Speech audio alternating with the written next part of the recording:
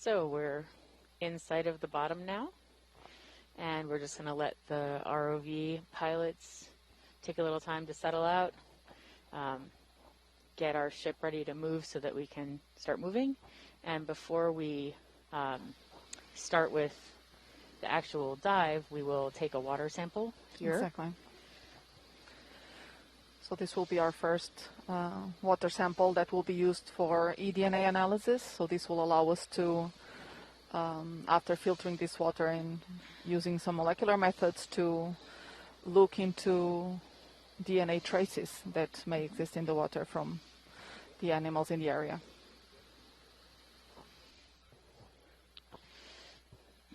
Go ahead, pilot.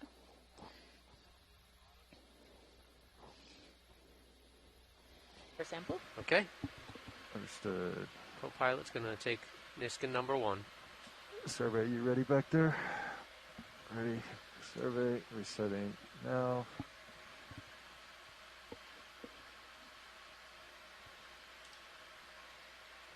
All right, firing in 3, 2, 1. Confirm visual. Snap. Hydraulic secure, valve pack secure. Yep. First Niskin. Flex. All right. All right, Todd, I got you at 4-5. Okay, just play.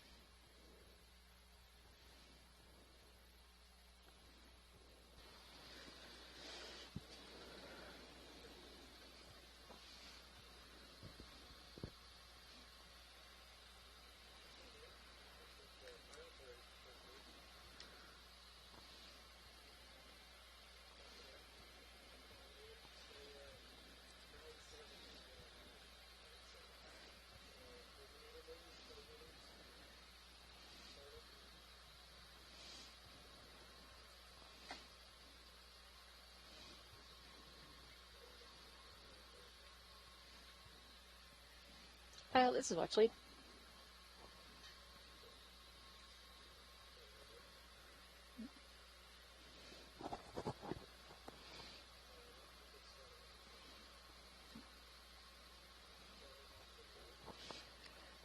I was just wondering if we could get a snap zoom on the sediment when we have a chance.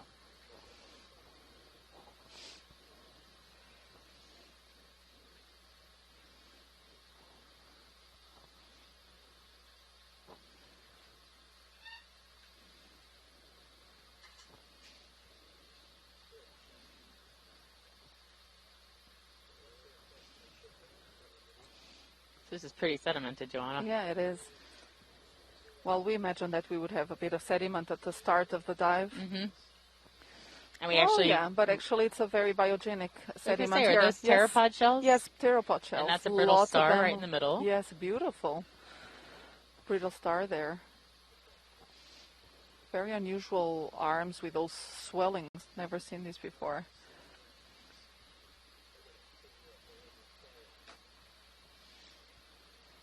And it seems that these pteropod shells are aggregating on these sort of pockets, probably formed by the currents in the area. Mm-hmm. It did look like it had sort of ripple marks. Yes, exactly.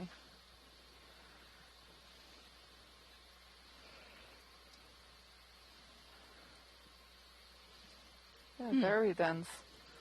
What do you think the darker color stuff is? I wonder. And if I'm not mistaken, what I remember the pilots and video folks telling us is that it's 18 times zoom. So we're looking at things that are really little. Yeah. Yeah, we can see actually also some small gastropod shells. Yeah, I thought I saw a gastropod shell, but I didn't want to. Yeah. I was like, I'll let the biologist tell me that. I saw already a couple of them. They're not so abundant as the pteropod shells, obviously, but yeah, there's actually one there. Oh, yep. Oh. So we'll peruse the sediments of the seafloor while we're getting set up to start moving our way to our ridge. Oh, thank you. And the lasers that were just put onto the screen are 10 centimeters apart. And so you can take a look to see just how little the things we're looking at are. Yep.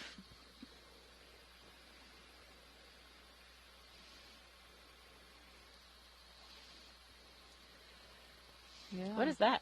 That's also a pteropod Oh, shell. it is? Yeah. Sorry, don't know my they're pteropod all, shells. but they're all they're all pretty much empty. So normally these would be in the water column. So these are the sea butterflies and or sea angels, and they normally live in the water column. These are pelagic, a type of pelagic mollusk. Mm-hmm. And of course, then when they die, their shells just fall to the seafloor, forming these very dense aggregations of this biogenic substrate. Yeah, I mean, that's a lot of them right there. It is. Look at that.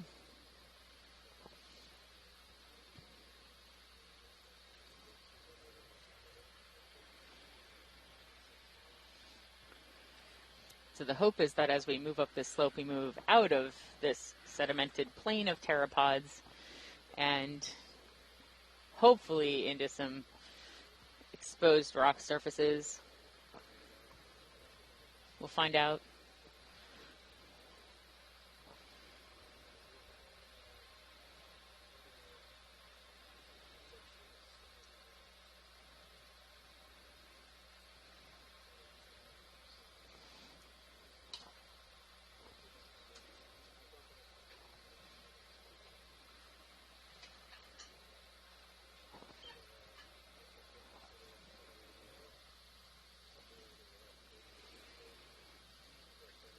We're seeing their first fish, actually.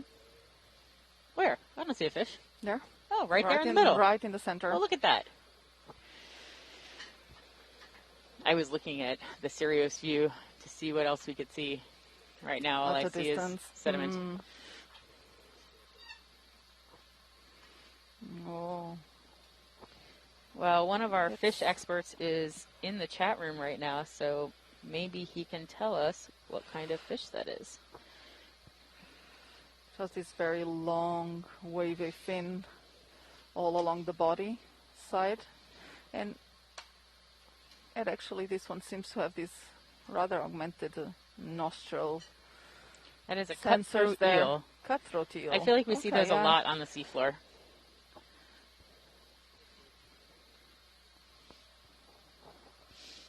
So even the biologists in our chat room are saying, wow, that's a lot of pteropods.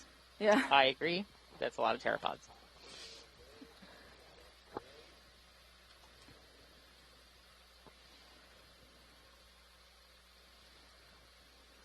Look at these beautiful ripple patterns. Yeah.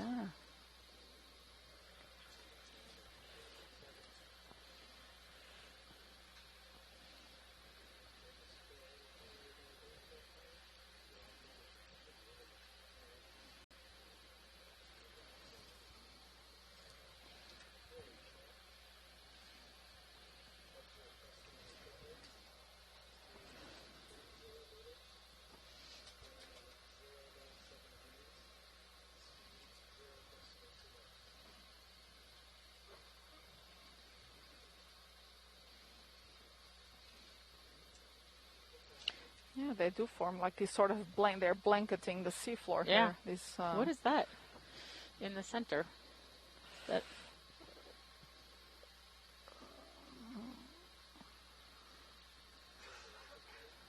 and in some areas it's so dense it even looks like we're looking at rocks, but we're not. Yeah, no. It's quite interesting. I hesitate to say just sediment because I'm sure there's a sedimentologist out there who's going to say it's not just sediment. No.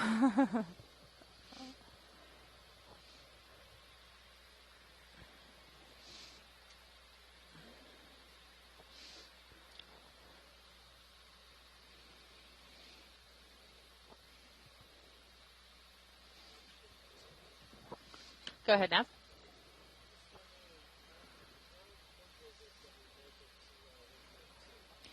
I'm not sure it's important that we make it, totally to waypoint 2, but I do think we want to get out of this as fast as we can. Ooh. Yep, appreciate it. Oh, wow. Oh, wow. That's a really so is this unusual a sea urchin? Yeah, it is a sea urchin. It's quite an unusual one as well. That is really It's- cool. yeah, It's very- so like its legs are so little and spiny, Exactly. and appear to so be thin. wrong-sized on one And side. seem to be, yeah, and it seemed to be sort of, Lopsided? yeah, it does. Do you think that's And on the- and purpose the though? legs- That it has and the like some legs. legs that are little and some legs that are long? Yeah, perhaps to allow it to move, through the seafloor and have more flexibility. It's very interesting because actually it even looks like that some of the legs are quite flexible, which is rather unusual for sea urchins. Wow, that's really impressive. Is that just a sea urchin? Is that thing on top Yeah, of it that's what also I'm- a sea urchin? Yeah, I'm wondering Or- about that. Like part of it? That did not come out well, but you know what I mean. Like Yeah, that thing sure. that's on top that looks like a hat. Is that part of the body structure? Yeah, it should be part of the body structure, but typically that would be actually facing the sediment for it to feed. So it's rather unusual position. That is not a big sea urchin. No, it seemed like when Yeah. it zoomed in, but it's probably just maybe 2 centimeters across.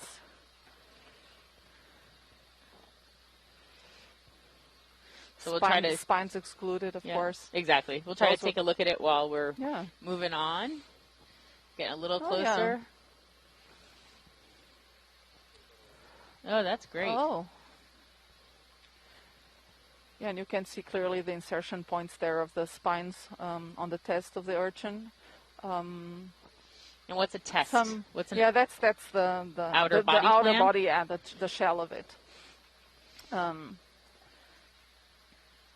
We don't quite see there the tube feet there.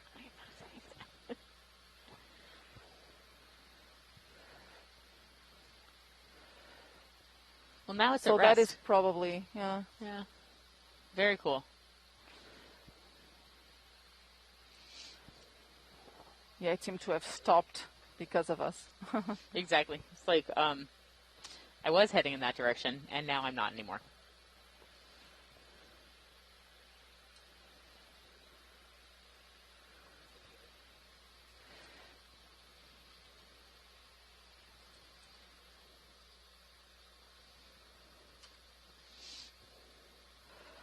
So it looks like there's some sorting going on from the, Oh, you know, I mean, and we're starting to see, I think, our first sponges and corals there, also Oh. to the lower left. There, we see at least two oh, structures yeah. there, yeah? One sort of dead center, Yeah. middle, and the bottom. Yeah, exactly. Okay, remember I said we weren't staying here forever. We were moving on. Okay, promise we're just going to have a quick, We'll just take a quick look. Yeah. Quick look at those guys. Unless they're very special. Yeah, so this is coming into view. It's seems to be a glass sponge. I still can't see. Yes, so that's most certainly a Oh, look at how beautiful that it's is. beautiful, and I think it might be carrying again those polynoid worms, those scale worms that we've seen in a previous dive on this expedition. So this is a Neoplethalid sponge. Yep. It's a glass. It's one species within the glass sponge class, Exactinellida. And you can see it has this very intricate skeleton, which is made of silica, that forms this sort of cage. It's like a tube. It has all of these spicules protruding also from the surface of the sponge. And usually, some organisms, some species use it as a glass house, sort of. So in this specific case, we see, and we found that also in a previous dive. These scale worms that usually enter the sponges larval stages or when they're juveniles, and then they just sort of become there too forever, big. Yeah, right? they just become too big to actually exit the sponge. Yeah. So they are sort of entrapped there. What was behind what was behind the sponge? There was something else that when we zoomed out again that looked sort of tall and skinny. And this is probably, actually, this sponge might be Oplectella suberea, which is known from more or less the mid-Atlantic ridge. Is that a coral? Oh, no, that is, yes, that is a coral, and that looks to me like a sea pen. Yep, sea pen and a Penatulacia, screen. yeah. And this one I'm not sure, actually, we've seen in the previous dives. I don't recollect having seen it. So you can see here very clearly the tentacles with those pinnules there. So what kind of coral is that? So it's a Penatulacia. So the sea pen group.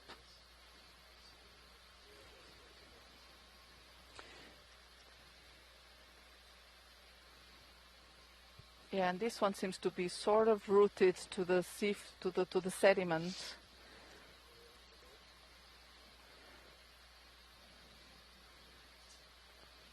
Yeah.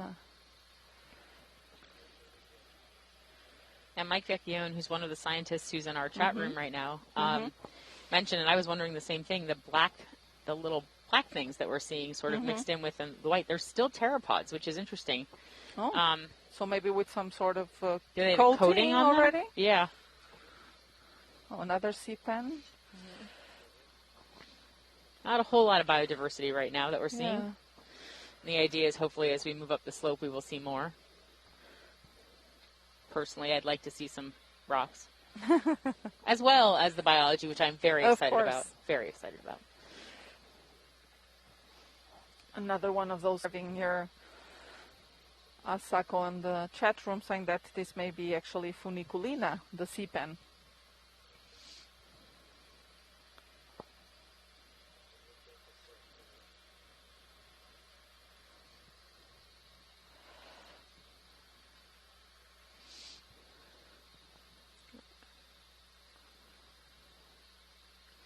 And so the idea is we're going to try to make a little bit of tracks across this somewhat flat seafloor, and the hope is that we'll start moving up a ridge soon. So we're seeing, continual ripple marks. Every so often we see what looks like a sea pen or a sponge, but and a lot of pteropod shells. So the idea is to try to move along this section fairly quickly so that we can hopefully find areas that have higher biodiversity, and hopefully perhaps some rock exposures.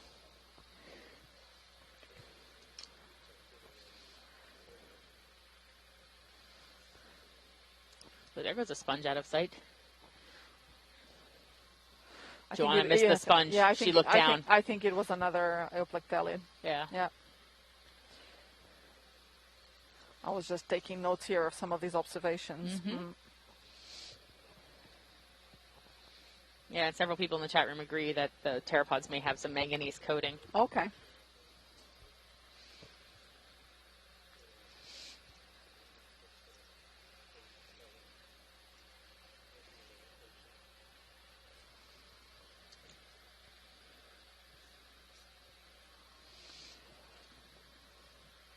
Pilot, this is Watch Lead. Would now be a good time for introductions of the front row and the rest of the rows? Go ahead.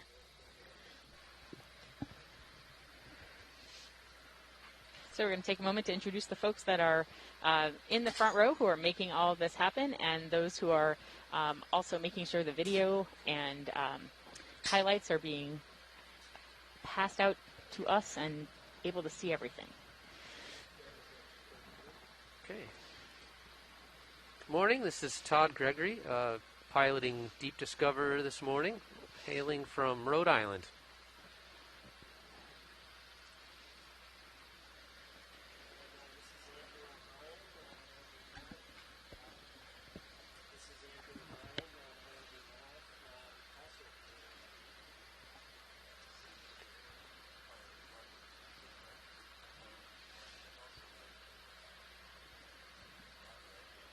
This is Roland Bryan, the video engineer, and in our back row. This is Anna Sagatov. I am a videographer, and I am from Virginia.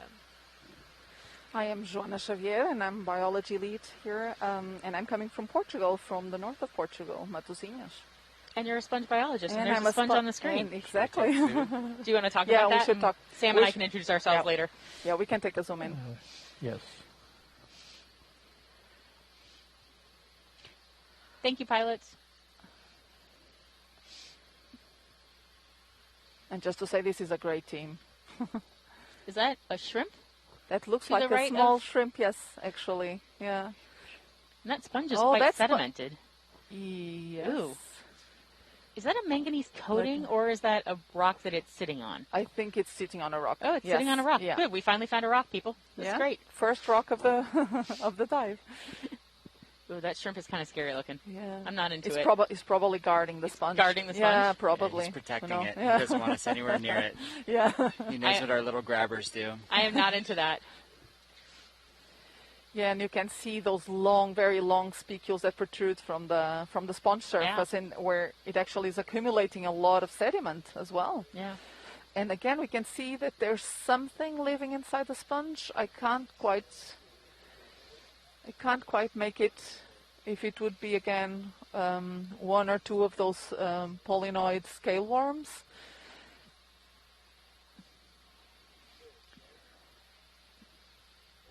Although this one does look somewhat different from the previous one. But clearly there is something living in it. And it's actually also interesting to see these marks on the seafloor, these more, makes these little like hills. Yeah, like burrows. So these must be burrows of some sort. Yeah, so there's some kind of disturbance happening from the benthic animals. Yeah, like trace marks. And you're talking about all the little white spots. Yes, exactly. Mm-hmm. Yeah. And they almost seem to like they have almost a very regular pattern of distribution. I would have just said they're all over. Oh, look, another rock. Yay! Oh, and you see, it's very interesting because whenever you see a rock, then you'll see a sponge or two. So, yeah. We'll take a quick, Let's have a look at this. View. Yeah. Quick view, and then we're going to move on. Because ooh, actually, this is a very interesting rock because it has several sponges. There's many In sponges. fact, yes. It has an encrusting sponge? Yeah. See, I finally figured that out. It has a few encrusting sponges. It has a few look like small squat lobsters, like these squat lobsters. These galatheids. I do like squat lobsters. Not a fan of the shrimp, but I am a fan of the squat lobster. And for the sponges, actually has quite a bit of diversity as well. Yeah. Beautiful. There's like 5 different types of sponges on this, at least, right? Yes, and a crinoid there as well at the back.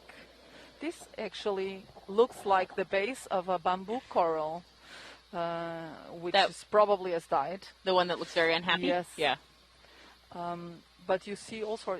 These are all very sedimented, though. I think the large globular sponge that we see there at the left with a very clear opening might be an Ageodia sponge, so within the tetractinellid group. Is the thing to its left that's sort of bumpy, is that a different sponge? It is a different sponge. Oh. So that is a lamellar sponge, and I'm actually a little bit in doubt whether that could also be actually a Ageodia or one of those rock sponges that we've seen in one previous dives.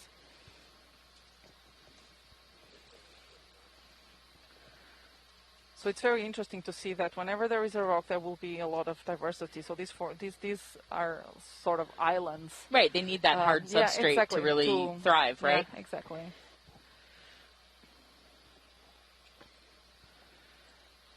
Some more of this sea pens. Umbellula. I'm sorry, say that again? Umbellula. Umbellula. Yes.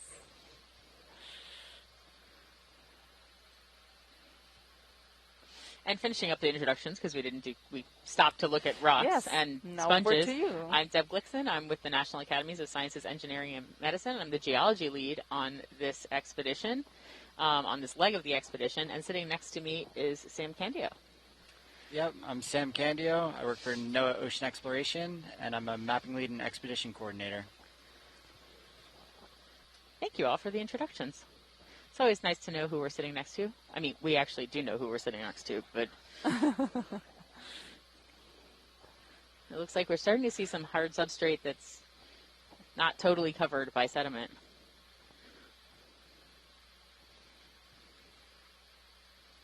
And it seems to have like a crevice there underneath. Like it makes like this plateau. Yeah, I wonder what that round thing is that's sort of heading off screen right now on the bottom left. It's okay, we're going to keep moving. I bet it's a sponge. Oh, yeah. I see there are several sponges. Yeah, this particular rock looks sort of platy, like it looks sort of straight, and then there's really nothing underneath it at the moment.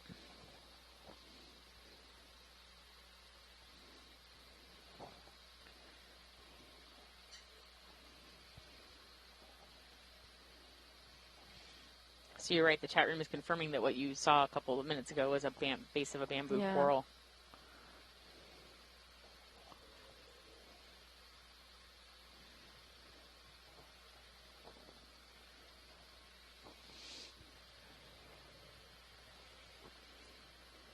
I think we're having there another one of those glass sponges, possibly again Euplectella.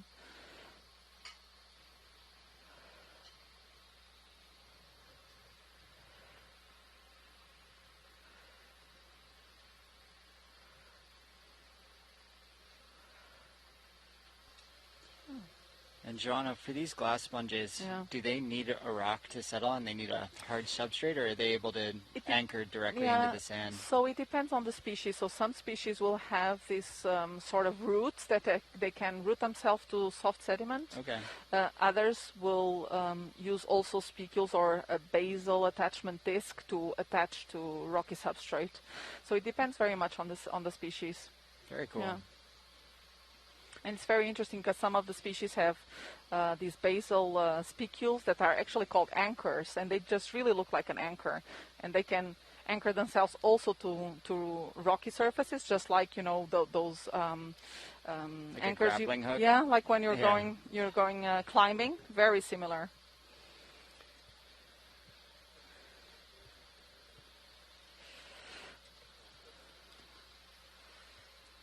Is that another crinoid down there? Yeah, I think it's an ophiuroid there. Probably not sure if the same that we've seen earlier on.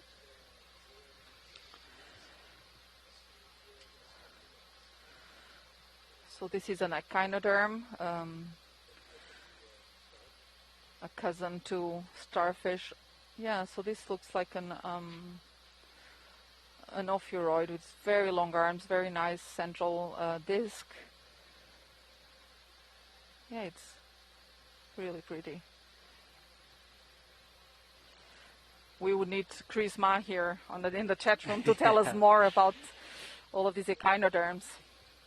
He's a real expert.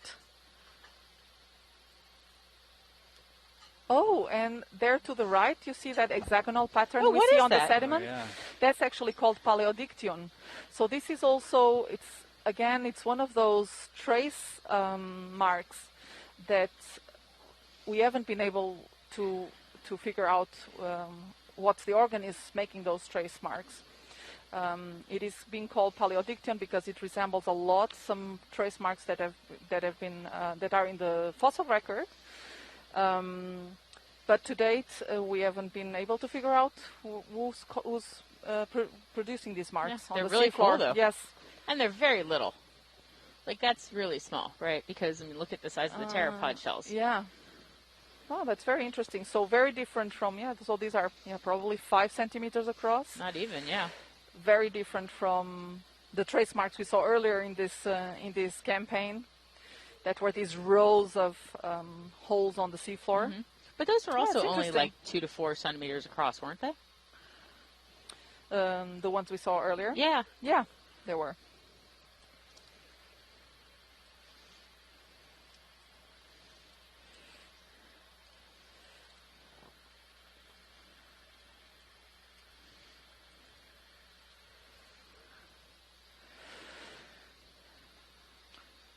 There's another one sponge. of the Neoplethalid sponges. Yep. I'm hopeful we can move upslope, and hopefully upslope there's a little bit more rock exposure, a little less sediment. Otherwise, I'm going to exclaim whenever we see a rock like this. Look, a rock with a sponge on it. Yes, so here we have a different type of sponge. So this is a Polymathia sponge. So it's in a different order and family. And you can see, we call it the Urchin Sponge because it looks like a sea urchin? Yeah, it resembles a bit of a sea urchin. And you can see it has these very long papillae. So the ones that are, So, these are actually That's really weird neat. looking. Yes, these are really neat, actually. It looks like a little elephant. So you can see these. It does. I mean, it's really weird looking. That does not look like a lot of the sponges we've seen before. Yeah, so you can see these very long papillae that have an opening at the end. So these are the exhalant papillae. So it means that's where the water exits the sponge. Whereas the other spiky ones that you see, they don't have an opening at their tip. Those are the inhalant papillae. So those ones is through which the water comes into the sponge. So then it circulates through the sponge body throughout a network of canals, of water canals, and it's from this water that the sponge will remove oxygen and the nutrients it needs to live, and then the water is collected on these chambers and transported outside. And what kind of sponge did you say this was? So this is a Polymathia. And there are several species actually, but this may be actually Polymathia corticata. It's a species that is known from deeper areas, lower bathyal or upper, or the lower portion of the upper bathyal. Right. So, is there a reason why some of its, some of the tubes that are expelling, like that? Some are straight and some are pointed up? I wouldn't think there is like a very specific reason. Okay. Look, there's a little coral too. And that's an hydrocoral.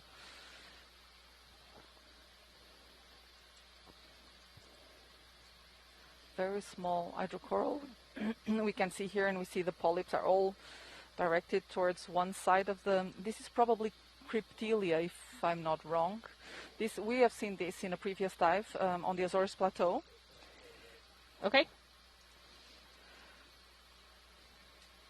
Yes, and it is here from the University of Tel Aviv, who's an expert also on corals, is confirming that this is Cryptelia, the hydrocoral. Cool.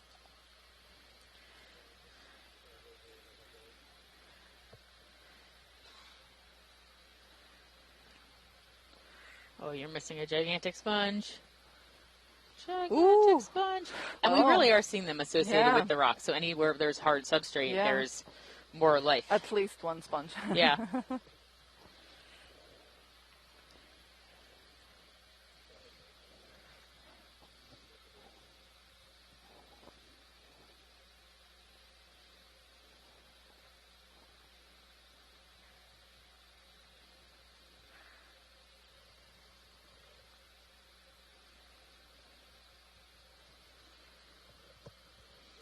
We're starting to see traces of the rocks that are underneath the sediment. We have here, again, another glass sponge. So they seem to be not so uncommon here in this region.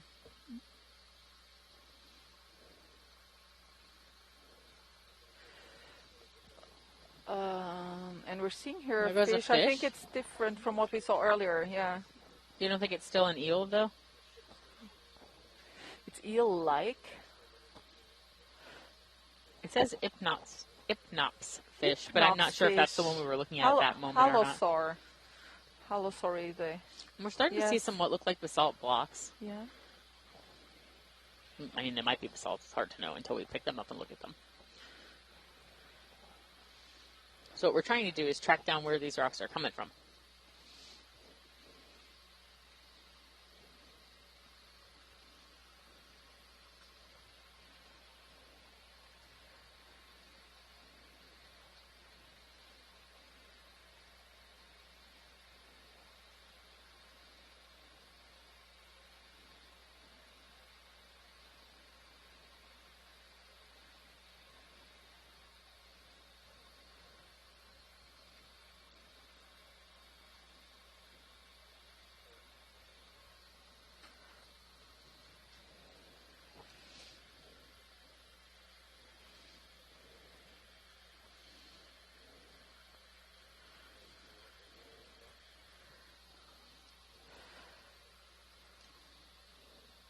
So we're going to zoom in on a couple little corals, I think, that are just making their way. No, those aren't corals, are they? These are these tube anemones. Tube anemones. They seem, so Seriantharians. And they're called like that because they do form these tubes that protrude from the sediment. Very cool. And they will retract their tentacles when anything touches them. So they will feed on small prey, small crustaceans, or so that they are suspension feeders. Oh yeah, there are two of them there. Yeah.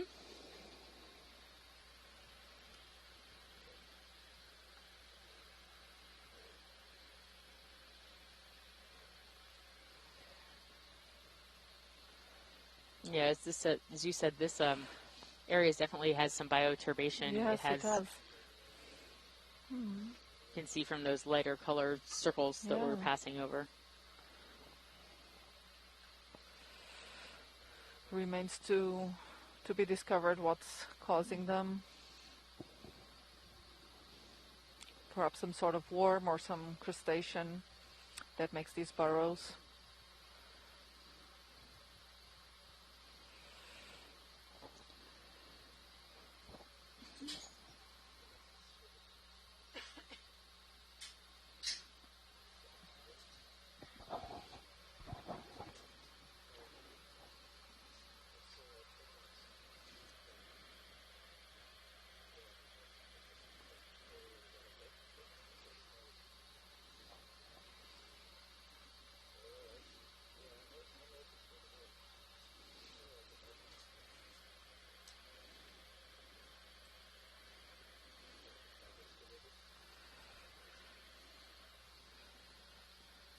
We continue to see these ripple marks.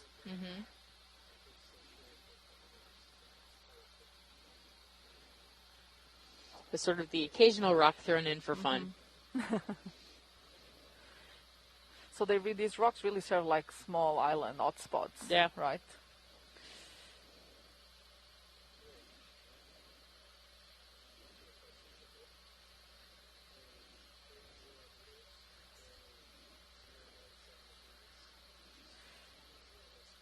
And at least for sponges, usually when they find like a suitable substrate, they will attach to it, they will start growing, and when they reproduce, they will make sure that the larvae will remain within a relatively close distance to the parent. So they have what they're called Phyllopatric Behavior, which means that probably when you see like several such sponges on a rock, they will be closely related. Will be like a sponge family.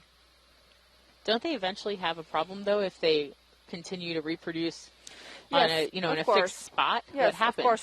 So the larvae still are they are pelagic, but they are non-planktotrophic, which means that they cannot feed. So they're sort of limited in terms of the distance that they can disperse. Got it. Oh, and here now we have a black coral, a whip coral, probably a Stichopathus. That's my favorite name, Stichopathus. Stichopathus. Looks like a stick, and but you can see this central axis, which is a bit coiled. And while you're thinking about the other stuff that's behind it, I'll mention it looks like there's a manganese crust on this rock. So if you see how bumpy the texture is on the rock, my guess is if that were something we were to collect, not that we're going to, but if it were something we collected, this would probably have a manganese coating on it because you can just see how kind of bumpy and lumpy the outside of the rock is. Is that a dead crustacean behind it? I'm not sure it's actually dead. Is it moving? But it's not. It is moving it's a very little bit. sedimented, yes. though. Yeah. It's very healthy. It's very camouflaged with the sediment there. And to the left, we see again a Geodia sponge here, much smaller. This one. We will need to really examine the skeleton to be able to say which species.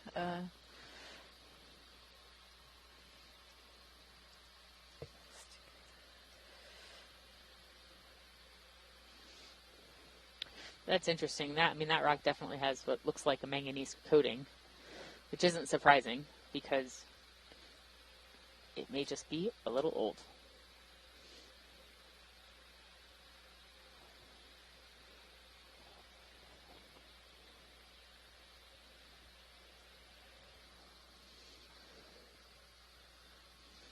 I'm just checking some notes here as to which species that that black coral could be.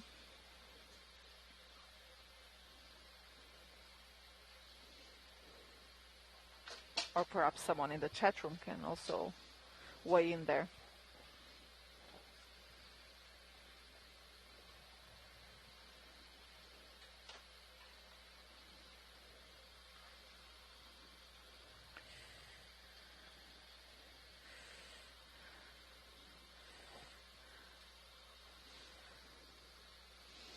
See a few more little rocks.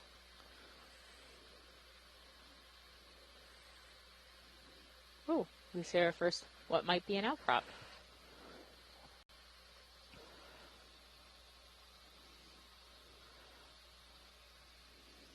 Boy, it is heavily sedimented. Oh, there it goes. It's a shrimp. Shrimp. This looks like the Nematocarcinus we've seen also in a previous dive. They're very fast. They have these very long antennae. They have this beautiful bright red color. Yes, they have a nice contrast to the rocks behind them. Yeah.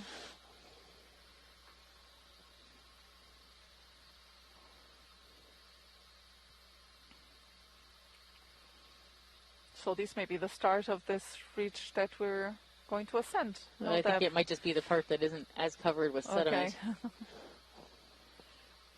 It does look like it all has a manganese crust on it, though. Mm-hmm.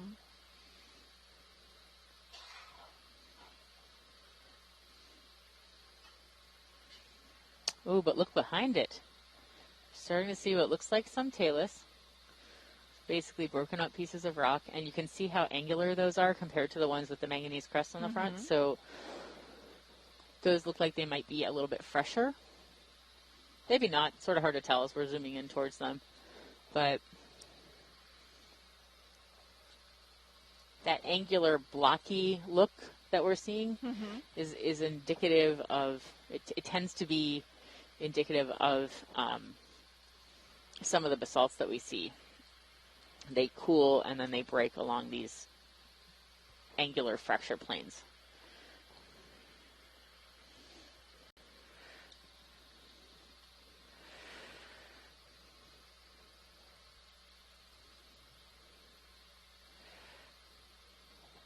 And I see there to the right again one of these large lamellar sponges. Would be great if we can have a look at it. Yes, exactly.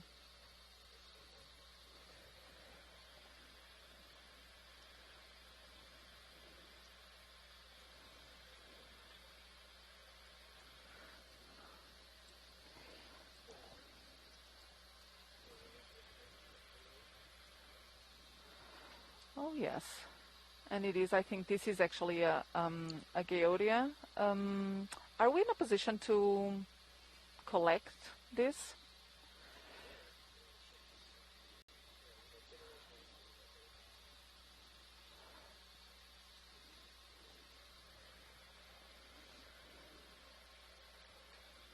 Stand by. Okay. Are we going to try to pluck this from the rock surface, or are we going to try to slurp this? No, not slurping, because it will be quite dense. Right. Okay. So we can possibly break a piece of it and leave the remainder. I can't quite figure out what. Yeah, exactly. I can't quite figure out the size of it now. What do you think? Lasers. Yeah, and you can clearly see the oscules there. Yeah, it's really cool. Yeah. So there's the laser. So it's about 10 centimeters. About 10 centimeters. Yeah. It's too bad it's not sitting on a lone rock by itself. Clear? Yeah, we could then collect the rock. How's your toe there? Can I slide out the drawer? Maybe. Why don't you just leave it stowed for now? Understood. If you open it, it might push us aft a little bit. So. Yep. Okay, arms coming live. Because this reminds me of Geodia pachydermata. Checking for wrist occur rotation. in the Azores region, but You want more light on this, Roland? oh yeah, it's much smaller than it looked. You want more light, Todd? Now, are these those rock a little bit, sponges? please. No, so this one is not actually. So it won't be as hard as a rock sponge, but I'm going to it go will, with the small fingers on the bottom. compared to other sponges, it will be somewhat partial roll, please. hard. And that's because it has like an ectosome, so that's the superficial layer. Force is at 4. I think I'm going to go to 3. With a very dense, anything on it's a very dense layer of a specific type of spicule. Maybe that gives 30, it 40% some zoom on sturdiness. HD2. That's good. 30. So, Joanna, why are we collecting this So we'll sponge? put Is this it in a because bio it's box, right, guys? something we've seen a lot of, or we think it's rare, All or of them are Yeah, open. on one hand, it's not a very common sponge, and it's also one of the species that has been identified as a priority under the Aspire program. So looking into connectivity patterns. So it will be very interesting to see how it relates to other. Say down, Amy. I was just saying D2 is starting to get off of Oh, CPHD. understood. Come down. Thank you. Yep. So we could select their connectivity study. Yes. Okay.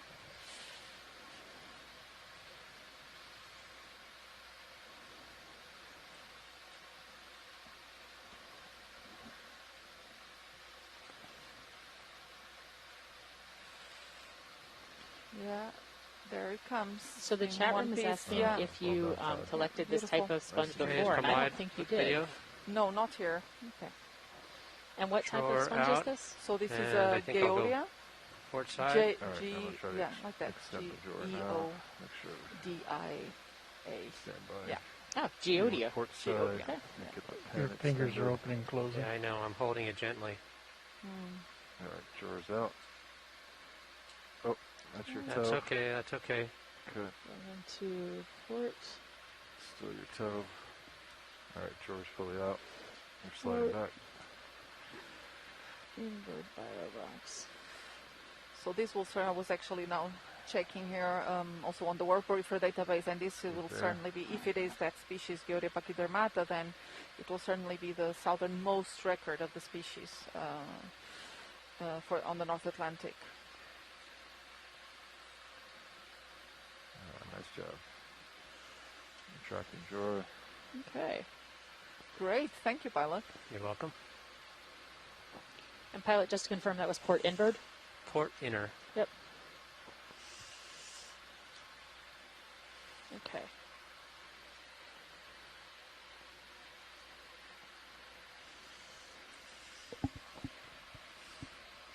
All clear. All clear. All right, I got secure. That's secure. All right, I'm over top of you, so you want to go ahead and push out. Copy.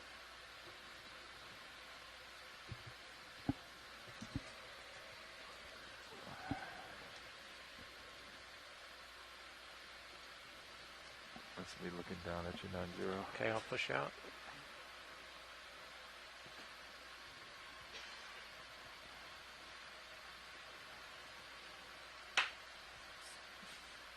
Use the right hand.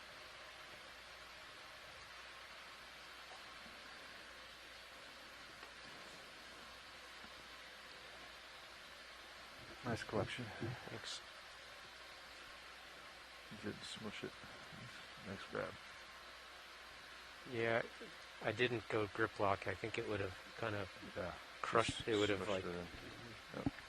fried it apart. And it probably would have stuck in your tips of your jaws as well. And trying to get it off. It would have been tough. Very delicate.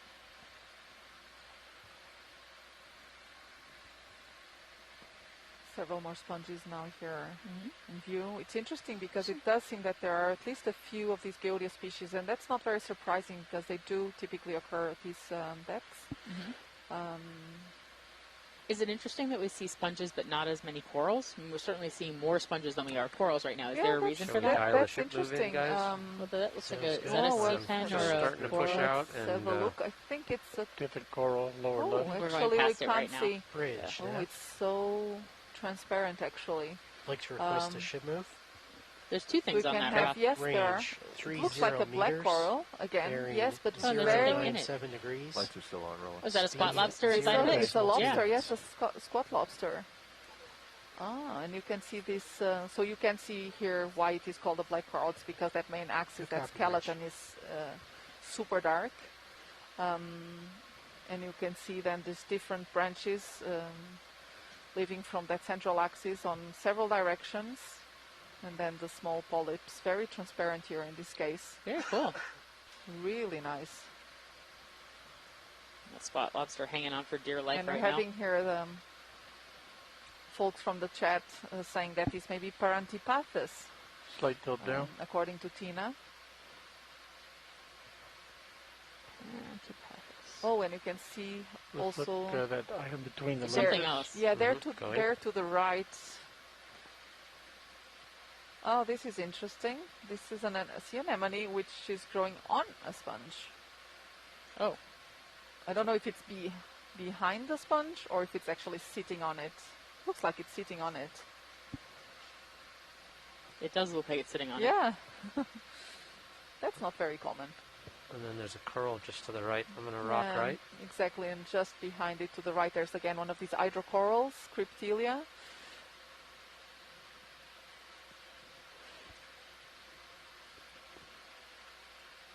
And this And a that's coming, brittle yeah, star. and this what's coming into Oh, view that's now is it. actually the basal Remnant portion of of one of sponge. those exactinellid sponges. So it's there's dead. So it's dead. So Yeah. it's the remaining a part of the skeleton. Interesting. So it's And still it's still- serving as a place exactly, for for other. the brittle star. Clear, I'm going Yep. to push out. Clear? So actually sponges, and especially these sponges that have very intricate skeletons, will serve as a substrate and as an habitat for a variety of other organisms, even after they are dead. Yeah, it serves as its own hard Yes, substrate for exactly. others to live on. Yeah.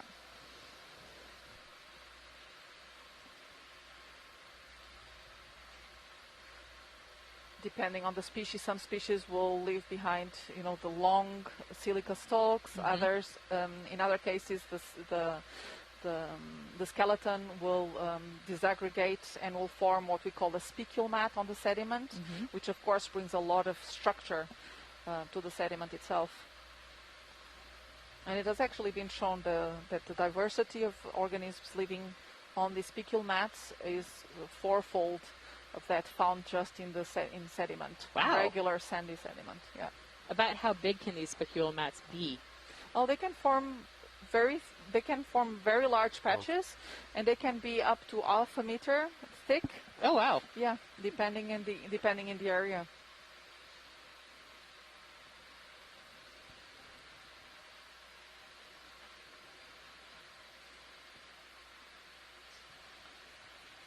Kyle, this is Watch Lead.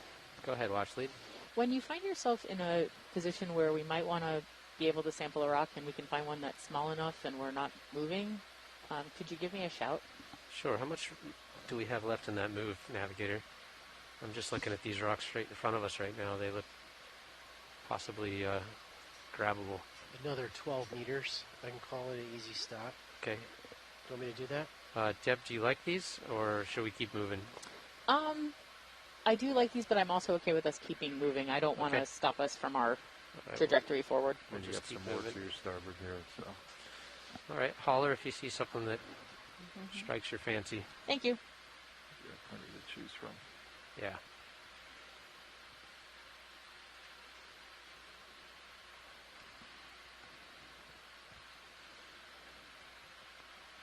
So we're continuing our slow upward climb.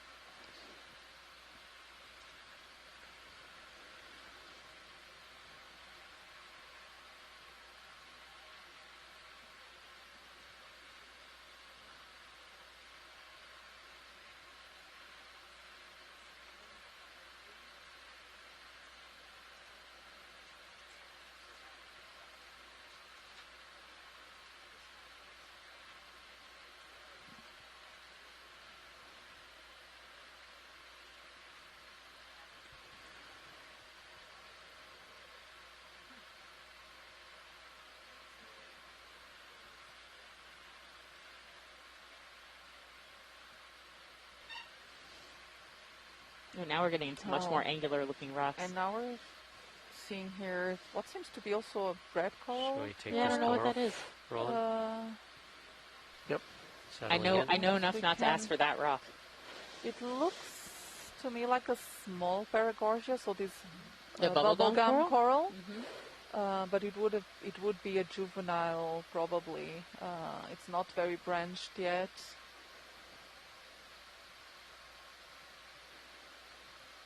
Yeah, but it does look so.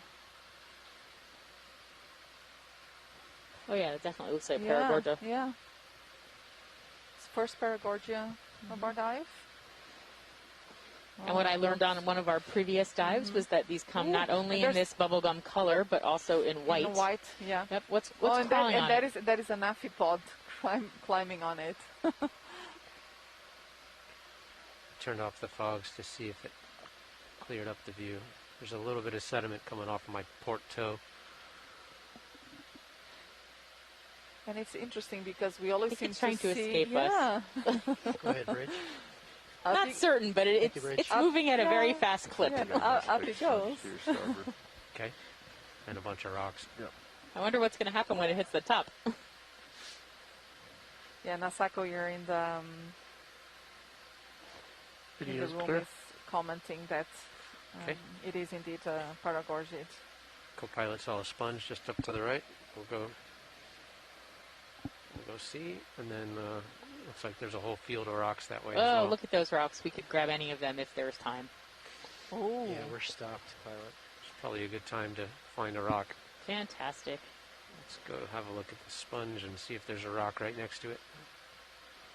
Or maybe a rock that it's on.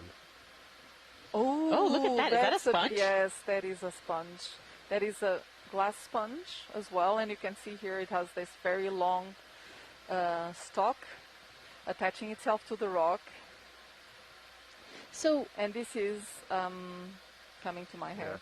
Joanna, Sarcopalix. we saw things that looked like this, but they were directly on the rocks before. We collected some of them. They looked like little, they looked like that, but they were on the rock. Yeah, Are so those a related species? No, they're actually different. So that's good to know. Yeah, so there is another sponge that has relatively the same appearance. Oh, look at that. That's beautiful. It is a beautiful one.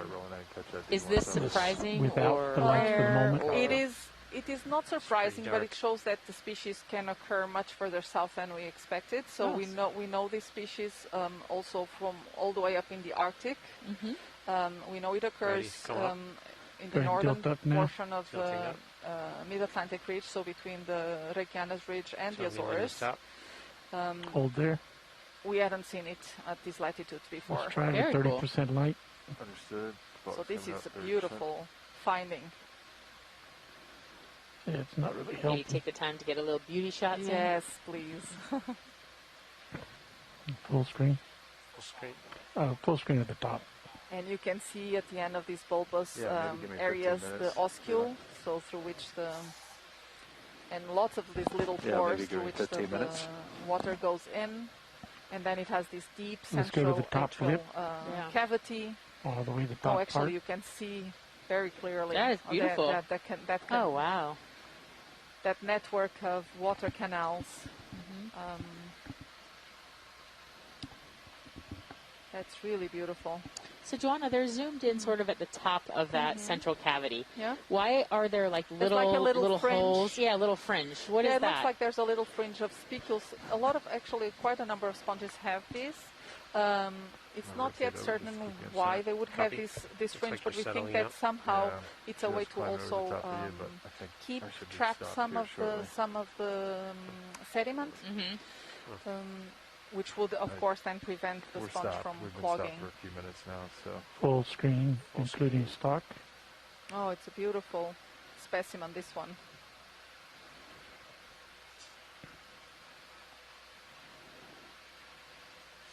I wonder if there's something living inside the of lights it. up to I couldn't 75%. quite see, but 75. Understood. Gorgeous.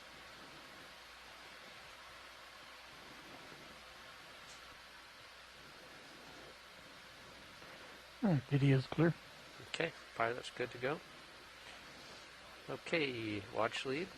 take your pick. There's quite an assortment here on the right. Oh, these look beautiful. I would take pretty much any of these. I know that we are aiming for perhaps a little smaller. Hey Todd, I'm just going to swap out real quick. Levi's going to guide you through the rock. Copy that, co-pilot.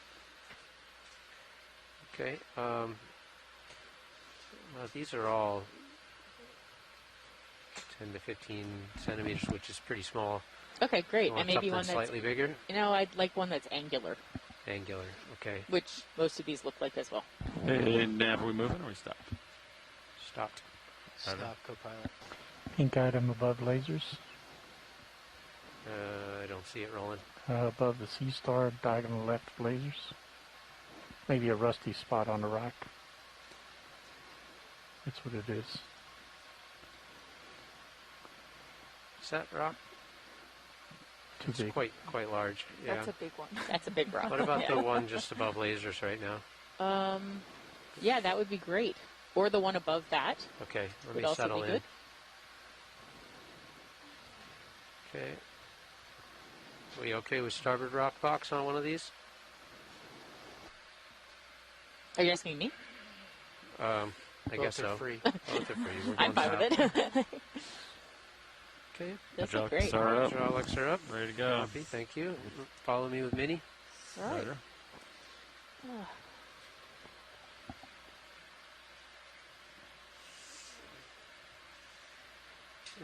Little fog, just a little fog here. Bring the grip force up. 6. How's the one just above lasers? Everybody happy with the size and angularity? Yes. Or is there a better one? Nope. Okay. And I'm sure we're going to have some bonus biology in there. Hopefully not. I mean, no, just a joke. Of course we would like to have biology. That was a joke. Ooh. Oh. It's encrusted to this setup It's seafloor. not loose. It should be loose. It's interesting. It's not terribly loose. It may be cemented It is to its pals. cemented, yeah. What about the one that is in the upper right-hand corner where we are now? Okay. That looks like it's by itself? Or any of the ones you're passing over right now? We were thinking the one further to the upper right. It's in between your toes. Okay. Too. Which one did I just try to grab? That one. That one. Yep.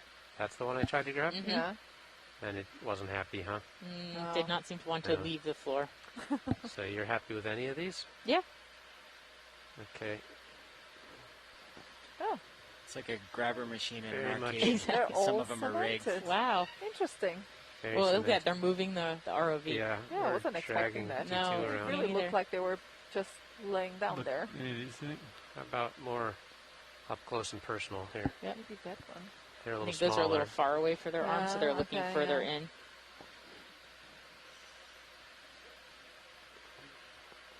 Those are pretty small, Yeah, those are too small. but maybe they'll pop free easier. These really should not be in place, Oh, wow. but they They're do not all- want to leave the Oh, no, seafloor. this one is moving at least. Is it moving Oh, or are we no. moving? I saw a wiggle. Yeah, me too, but... Yeah, what's it? oh, yeah, there there it we is. go. It's Iceberg like a loose status. tooth. Yeah. Wow. Oh, it is, very and nice. it does look like a tooth. Look at that. T2 And if we settling could back get down. a quick, Yes. when you have a chance, get a quick picture, Stand by. T2 settled and safe. Looks like your right. Yeah, looks like your right toe is down right there. Okay. It's a small little guy, but we'll take it, right? Yes. Yes, we will. And Deb, I think I heard you say Okay. earlier, we're looking Video? for the angular ones because that's characteristic of basalt. Well, that's my guess. I could be completely wrong. These also look like they have a manganese coating, but what I'm hopeful is that we're getting something that because of the angularity, maybe it's something that is a little bit more fresh than some of the A little other ones newer. that are completely coated. And not as weathered. That is my hope. Now we Although, bring starboard wing inboard. Yes, please. If you're clear to do that, I'll drop it in. Okay, video, come wide.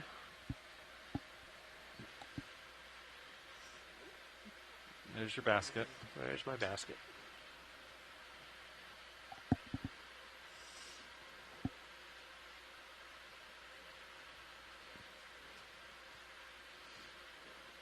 Yeah, the other one looked like it should have plucked right off, but Yeah. so it goes. All right. Thank you so much. You're welcome. Starboard forward rocks. Okay.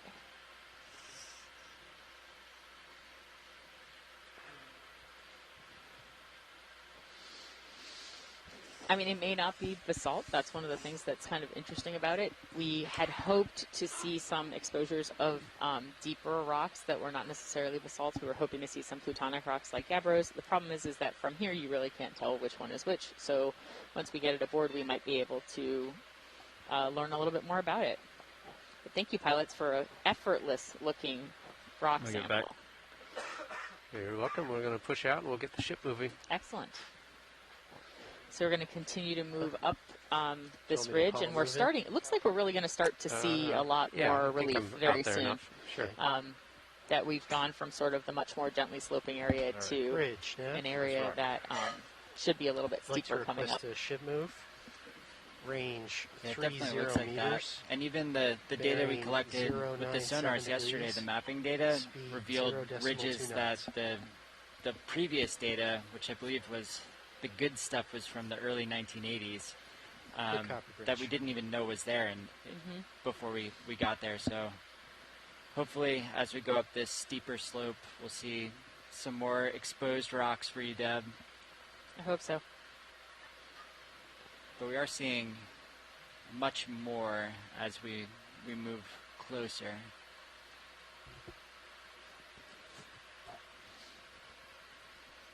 And one of the reasons that we're interested in this area is that we are diving on what's called an inside corner high, and that's an area where there is low angle faulting right at that corner of the ridge and the transform. And it's an area where sometimes there are exposures of rocks that are deeper within the earth. So we could see gabbros, we might even be able to see peridotite. And so this is the reason that we chose this spot, is that there are exposures that you don't normally see on the surface at other parts of the mid-ocean ridge. So it's kind of like being able to get a cross-section of the earth without digging? Exactly, getting a little bit deeper into the earth than you would normally get to see. Very cool. And these inside corner highs have been known for a really long time, since I think before the early 80s. But one of the papers that I was looking at this morning was saying that the eastern ridge transform intersection at the Kane fracture zone, so the other side of the transform fault that we're at, is one of the first places that these inside corner highs was actually discussed and described. So, oh wow, yeah, it's funny because there haven't been very many, if at all, dives in this area, but the eastern side has had some more scientific sampling. It'll be interesting to make the comparisons.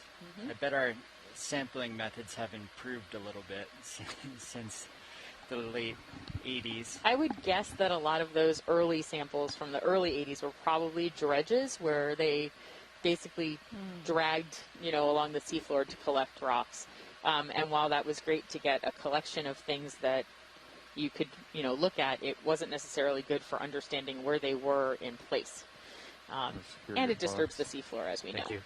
Yeah, and that's actually kind of something that we discussed during the midwater dive, too, that seeing something in situ, it's a little different with rocks than it is with gelatinous organisms. Well, yes, of course. Chime in and tell me to zoom in on something. You don't always get the same picture of what's going on. So, but I would argue that's true even for rocks. That one of the things that we are always looking for is understanding the in situ, understanding where they look like when they're in place, not just where they are once they have rolled down a slope. That's we want to make sure that we are trying to understand the larger context in which anything is collected, not just the rocks, the gelatinous organisms, the benthic organisms. And speaking of benthic organisms, we're seeing something's coming there into view.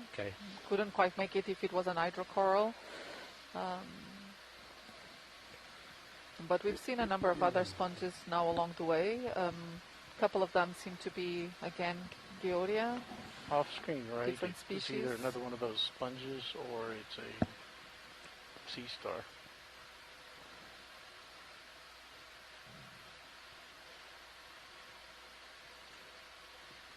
see the one I'm referring. I think you're headed towards it. I don't see it. What do you see? It's coming center. I think it's a sponge now. Just right at center.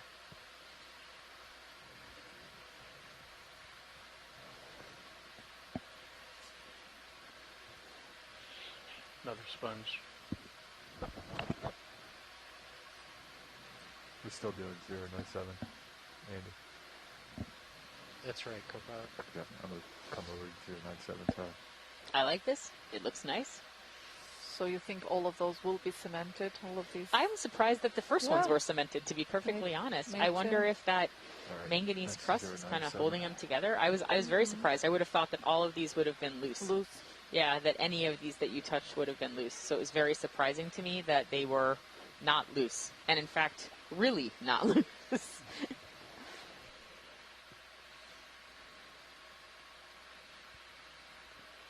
Comes a good sample upper left. White on the rock.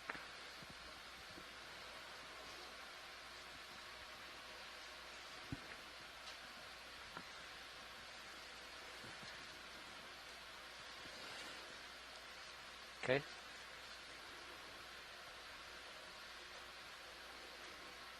Oh, yeah. So this is, again, one of these hydrocorals within the genus Crypthelia. And kind of on edge to some sort of mollusk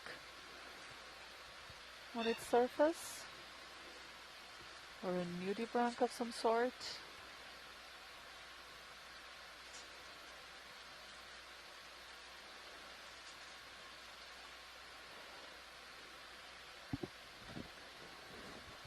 Go ahead, Bridge. Here we can see actually the bridge. Push over. I think with the angle we couldn't really see the rest of it. Yeah. And it's another move, Pilot? doing a good job of camouflaging itself so. if we can't see it with that 18 Yeah. times zoom. Yeah. And I'm wondering what these black sticks on the sand. Oh, is that again one of those tracks of holes there? I did not see it. I wonder if it is. Also panning to the far right. Yeah, to the right. Is this again one of those? Bridge, yeah. I'm not sure what that is. It doesn't look No, the it same doesn't as the look other the ones. same. It doesn't. It is awfully straight though. Yeah, it does not have the holes. 30 does it? Yeah, no, it doesn't. Bearing Partial on No the mysterious line. holes on the No, seafloor for not, you. not on this Speed one. 0 That decimal looks 2 more like dots. something was dragging itself Yeah, along the seafloor. exactly. Yeah, no, it's different. What are all these little stick-like things? Yeah, though? that's what I was wondering if cockroach. this could be Like remains urchins? of. No, No, they look like tests. black corals. Actually, these look like fragments of black coral skeleton. Would these be in place, or would these have been blown in, or Yeah, sort of we come don't- in? Yeah, we don't know. We haven't. with the I mean, current? we've seen a couple of black corals now on this dive, But not a lot. But not a lot. Carolyn, let's go wide. So.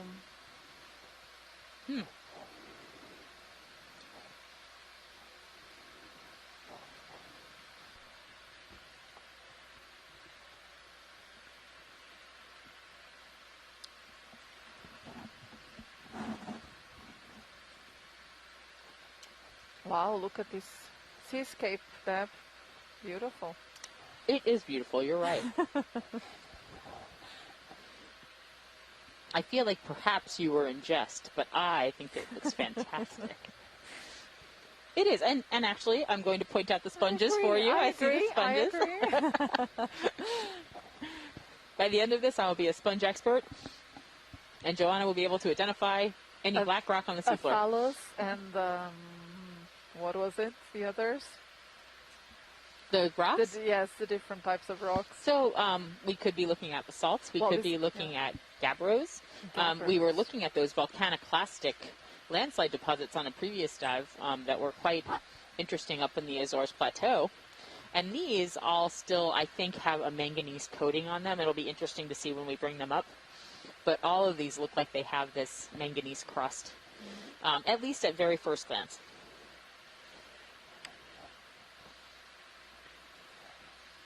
Fresh basalts don't have that bumpy texture that these all appear to have. And really heavy manganese crusts can even look like they're sort of droopy.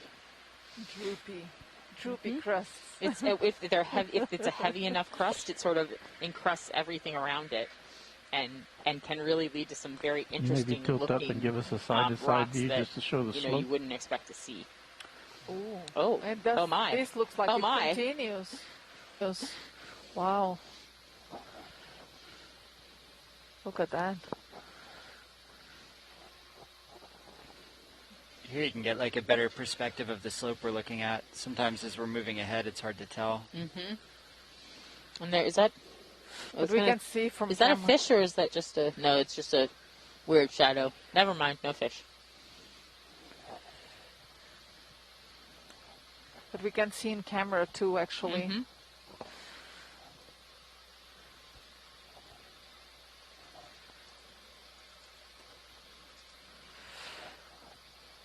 So again, some more sponges there coming into view.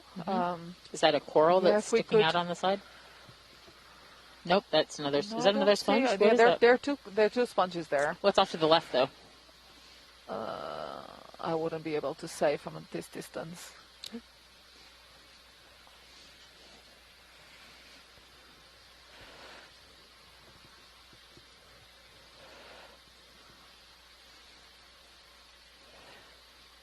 Two sponges, a sponge behind it, something to the left.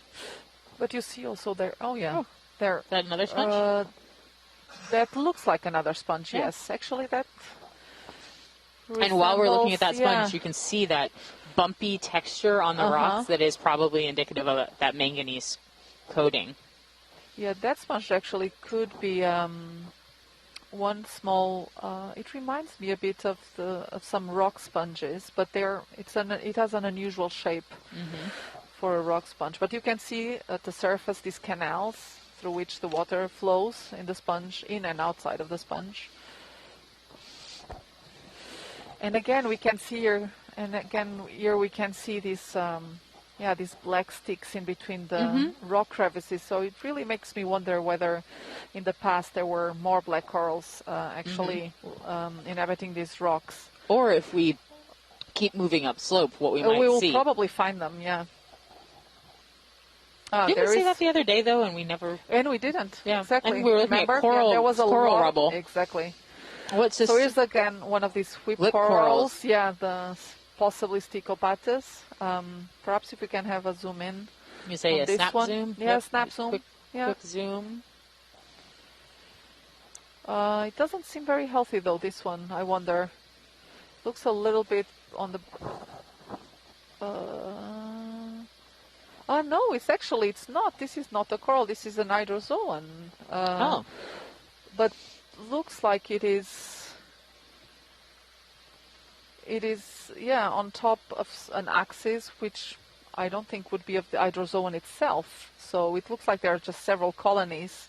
So those are inhabiting an old skeleton, yeah, or that's what it looks like. Thank you, Pilot. You can see the node there.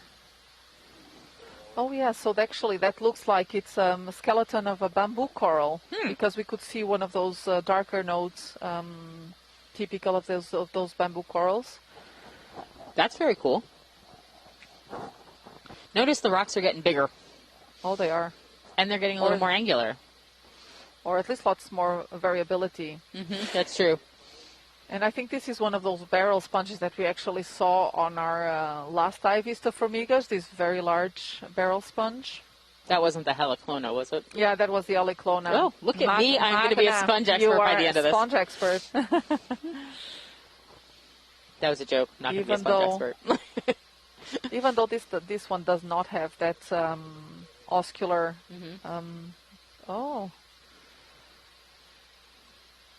Oh, look at that crustacean. It's actually carrying also a tiny sponge on its back. Oh, it is. Boy, that as a camouflage, yeah. Well, is it meant to be so sedimented, though? Well, I think is that camouflage in itself? Yeah, I think it is camouflage. Wow. That is weird looking. Of course, on the rock, it doesn't blend in completely, but if you think of it on the sediment, it will. Well, I mean, even on the rock, it looks pretty close to well camouflaged. Yeah. So it's carrying a sponge on its back. But it also has all of this sediment everywhere, yeah. to its legs. So I'm actually thinking this is probably not the same species as we collected. Again, I think it's an aposclerid, so in the same sort of group, but not the Aliclona we collected earlier. It does look different. Yeah, it is different. From a distance, it looked a bit similar with this very wide oscule, apical oscule, but it is not.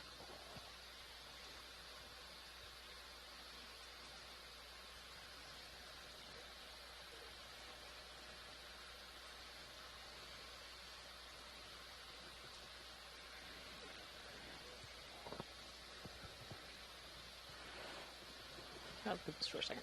Thank you.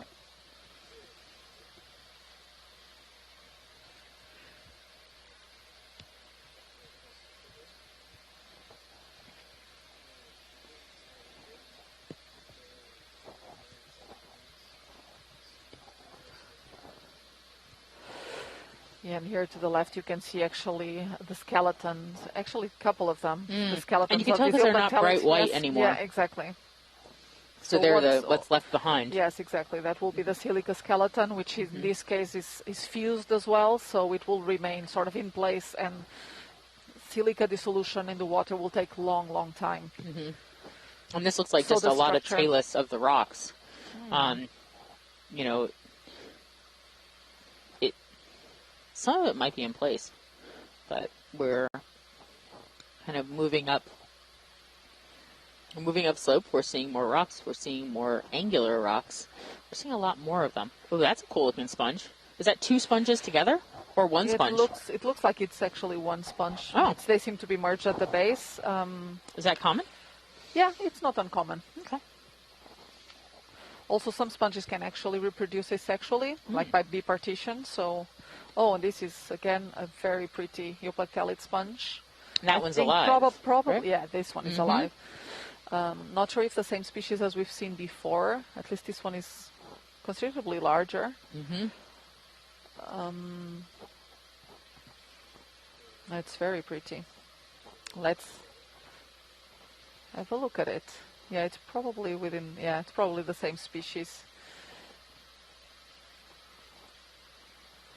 But there are actually a number of species within these groups that remain to be described. I was just thinking about those little intricate, black sticks that are behind that we were talking about earlier.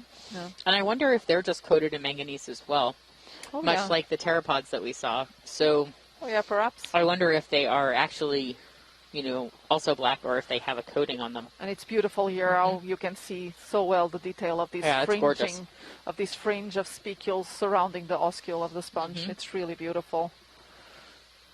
And then all of these are spicules too that are sticking out, right? Yes, exactly. That is beautiful. Let's see if we do find an inhabitant. There is something there. We can't quite see what it is, but there's something in it. So what usually would you expect to find living in a sponge? So typically you'll find either these scale worms that we've seen earlier, or two small squat lobsters.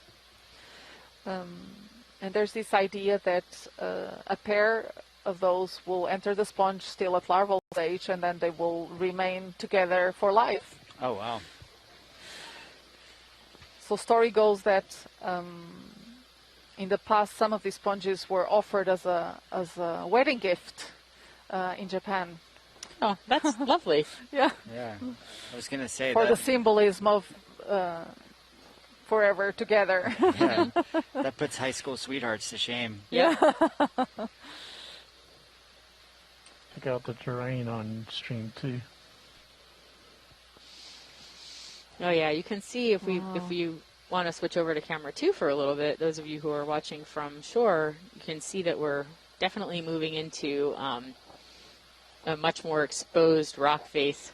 And one of the other geologists on board has just wandered in to basically cheer.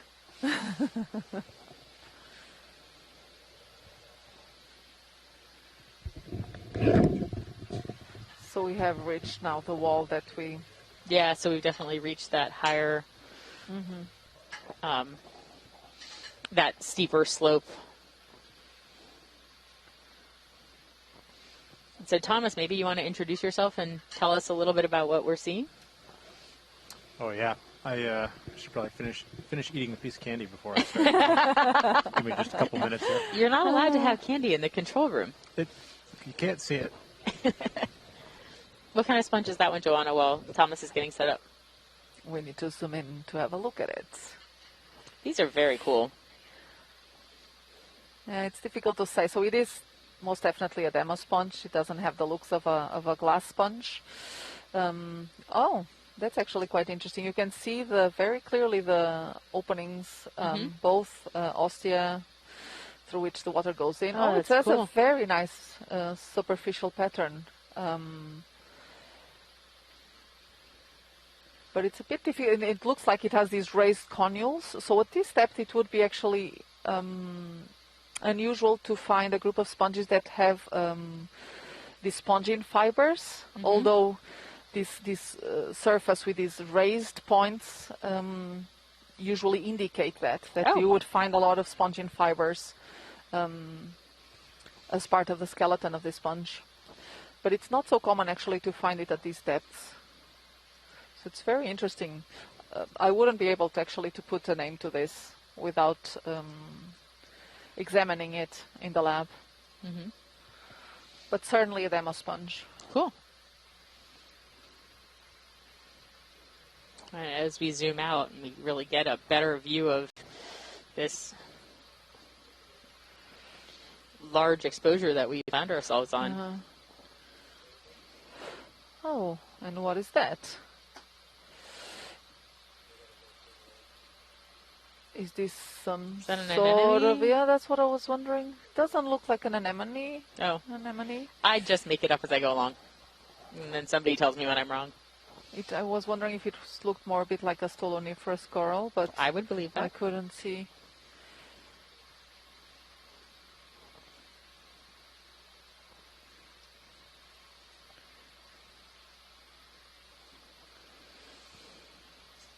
So would this be like a slide of all of these rocks coming from the top of this I mean, I do think that what we're looking at right now is a talus slope, which is, you know, the rocks are not in place. But we are moving up to an exposure where the rocks are in place. And Thomas, maybe we want to talk a little bit about this? Sure. So from kind of the broad overview, if you were watching us map overnight, as I know all of you probably I was going to say, right? people do sleep. The feature that we're on, it looks to be like a large core complex, or really just a large block of oceanic crust that, due to faulting, has kind of raised itself up much higher than it started when it was closer to the ridge. And that movement, the tectonic movement, allows the opportunity for mantle rocks, rocks that we don't typically see at the surface, to become exposed. So this is potentially geologically really an exciting place if we've had enough tectonic activity here to expose those mantle rocks. Right. But of course, everything's covered in that manganese crust you were describing earlier, so it's hard to tell if we're looking at mantle or the typical submarine lavas that we find most everywhere else we go. And the only real difference in terms of looking at them when we're, if we were to look at a fresh exposure of either of those, an area where it wasn't covered in manganese crust, would really be the crystal structure, right? Yeah, I think you would see kind of coarser crystals, but I don't want to talk geology over this beautiful I was going to say, maybe we'll let Joanna talk about the sponge now. This is a beautiful Exactinellid sponge, and a very unusual one, because it looks like a Neoplethalid, but for some reason it looks like it's branching off. So you can see these various branches coming off of that central point there. And this is very unusual. I don't know if this could be a result of asexual propagation of the sponge, so it can sort of bipartition itself in several in several colonies, but I've certainly haven't seen it like this before. So very interesting. Is this something we might want to sample, Joanna? I think I would wait to see what else we find now on the cruise, because I do think that we're going to find a number of different species, both of corals and sponges along the way. All right. And at least we have now a good view of it. Mm-hmm.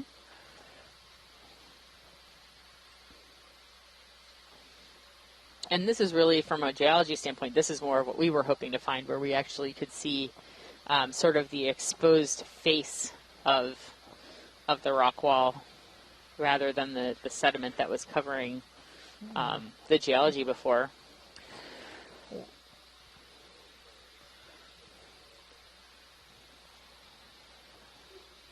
Now, see, these look like cooling textures, though. That's what I was just looking at. Like those, they looked sort of like radial fractures, but sort of like not entirely. And then, see, I think a lot of it is also just sort of coated in this.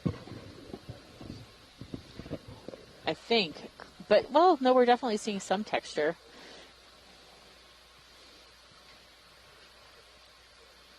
Wow.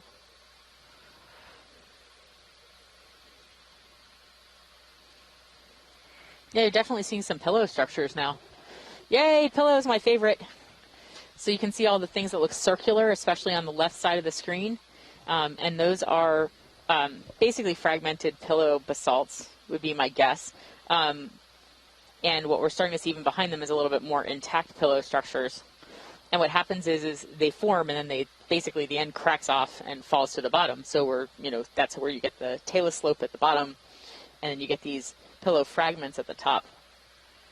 So Deb, are these pillows the mantle rocks we were hoping to find? No, these are not. These would be the mid-ocean ridge basalt. So this is by seeing the pillows, we're looking at things that were erupted basically at the surface. So which is still awesome. We still love basalts. We have no problem with finding mid-ocean ridge basalts with a pillow structure because it sort of talks about their eruptive history and what's happened here. But it is surprising because it's not what we had hoped to find. Meanwhile, we're just on a small part of a really big core complex. So hopefully, or what we think might be a core complex. So hopefully, when other people come to explore it further, they might learn more about the crustal rocks. It was really exciting this morning to see the overnight mapping data that it we was collected. Amazing. I think what was the difference between the old data, not to say that old data is bad, but we have newer, more higher resolution technology available to us now. Mm-hmm. But the old data was some 100 meters or so off of what we mapped on Okeanos Explorer. So we're excited to add that to the global compilation of. I hesitate to ever say that the bathymetry that we saw before was bad because it was better than nothing, right? Like it at least gave us some indication that that it was a higher bathymetric area. So it was enough for us to say, oh, this is interesting. And it sort of goes along with what we expect. Therefore, we should map it. So like, I hesitate to say that it was bad, but this is so much better. The data that we collected overnight last night it shows the corrugation, it shows the striations of what might be faults. It shows so much more than we saw in the original data. Yes, and this follows in with some of our kind of overarching objectives to systematically explore the oceans. We're always trying to add new information and improve on old information, but we have to start somewhere. Mm-hmm.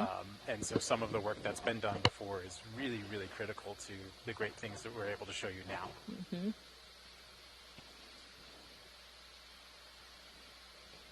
This is really cool. However, I'm a little surprised, and Joanna, maybe you can talk to this, that we're seeing a lot more hard surface. We're seeing, not so many sponges. And not, or corals. We're not seeing a lot of, we're seeing a few sponges here and there, but I guess I thought that we would see more biodiversity once we hit an area that had a lot more hard substrate and a lot less sediment. Totally, me too. It's this really goes to show you, how patchy sometimes these communities can be. It's very hard to to know why exactly they occur in a given area and not in others. Of course, a lot of this work that we're doing in exploring and trying to map the distributions of these species ultimately help us also to model their distributions and understand what are the key environmental parameters that drive their distributions. But yeah, you're right. It's difficult to say, given that we have so much available suitable substrate, at least, for them, why we wouldn't find more species of different corals and even different sponges here. But we'll continue to move up this like little ridge and see if we see anything. Now, we saw a lot of talus or loose rock material at the base of these slopes. So, Joanna, what's the time frame for sponges kind of colonizing a space like this? That's a great question. There's very few real colonization studies done, especially in the deep sea, which is particularly challenging. But we do know that at least some of these glass sponges have very long lifespans and slow growth rates, so we can imagine that some of these species will be several decades or even centuries old. So I would say that it's difficult to say when they would have colonized these areas, and we've seen now that at least in this specific case, the substrate is actually quite consolidated. So there wouldn't be the problem of them colonizing a substrate that is not properly consolidated and that could just break off and roll over and destroy the diversity in the area. So is this like a little hornito? The little local pillow mound? What is a hornito? I love that. It's just like a little tiny pointed cone, basically.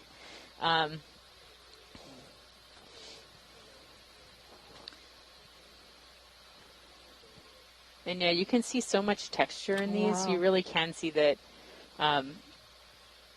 it's not as clear as we've seen in some other places, but it definitely, at least to me, looks like it's mostly radial cooling with some what look like flow structures. There's also, the sediment's kind of outlining some interesting fractures. This is great. I am surprised. I would have thought, oh, look at that. You can just see that circle that is the outside of a pillow structure. Yeah, that one is very clear, actually. Yep. And then on some of them, you can sort of see what we're almost looking like is the side of the pillow.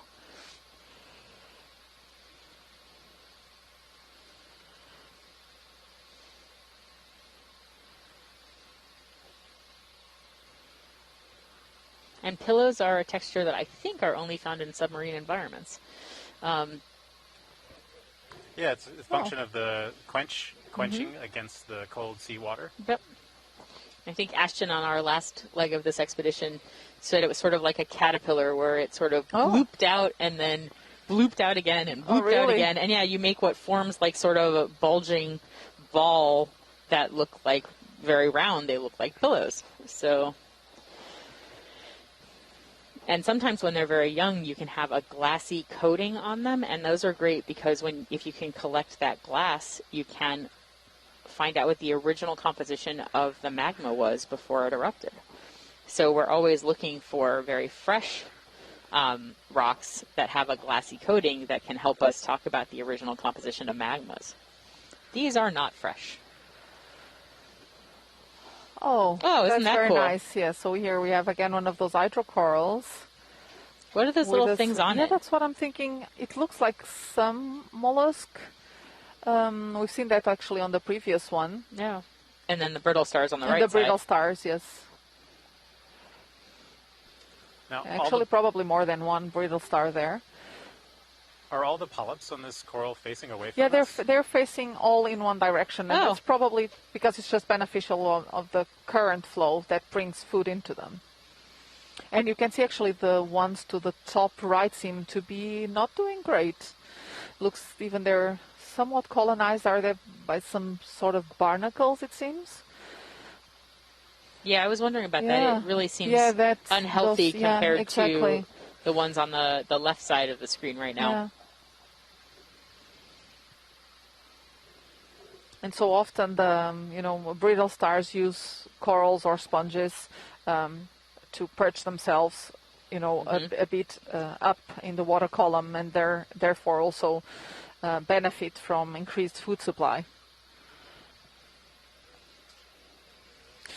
Oh, actually, Asako is here commenting on in the chat room something very interesting about, because we were discussing a little bit about this idea of the euplectalids being used as a wedding gift, and how sometimes this story, it would be actually very good to have a bit more evidence of these. How sometimes these stories are passed on, but there's not a lot of evidence. And she was actually commenting here that also, although she hadn't seen the sponge being used as a wedding gift, apparently the Japanese name for the sponge means old shrimps lives in same hole. Isn't that cute? It's very interesting. That's yes, and adorable. I did not. Thank you, Asako. I did not know this. So this is why it's so good to have all of these science folks joining us in the chat room.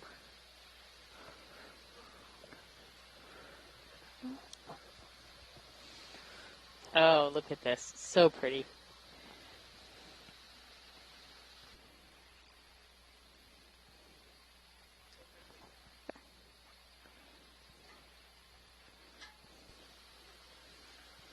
All right, so we're swapping out some folks to have lunch, and Joanna has left us briefly, which means many sponges will appear soon. Exactly. That's exactly our luck. Mm-hmm. This is fantastic, though. We're definitely seeing, you can see sort of flow upon flow upon flow. You can see where these rocks, when they were originally erupted, kind of were moving out of that central vent area. You can see the fractures where the pillows sort of overbalance themselves, right? They sort of erupted out into nowhere, and then they broke off and fell. And that was what was accounting for a lot of the talus that we saw. Although we didn't see a lot of things that looked super like pillow talus. We saw a lot of, we did see some angular blocks, but so much of it was covered in a manganese coating that it was sort of hard to say, oh yeah, that's a pillow fragment. Yep, and here we go, a bunch of sponges.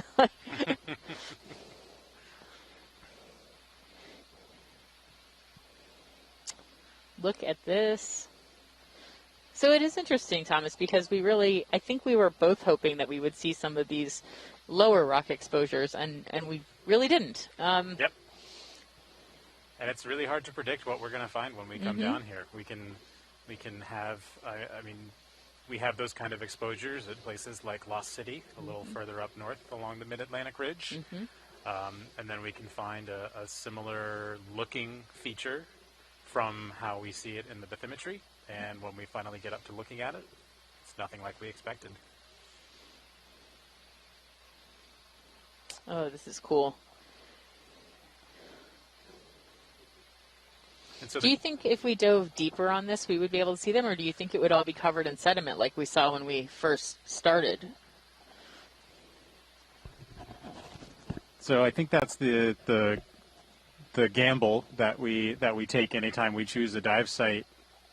Going deep, of course, gets you physically closer to the Earth's mantle. So if it's exposed, it's more likely to be exposed at depth. But then we run into the problem of piles of stuff from above. And these are the sponges that were the ones that are just out of frame were the ones that we saw earlier. And I, of course, cannot remember their name. This is great.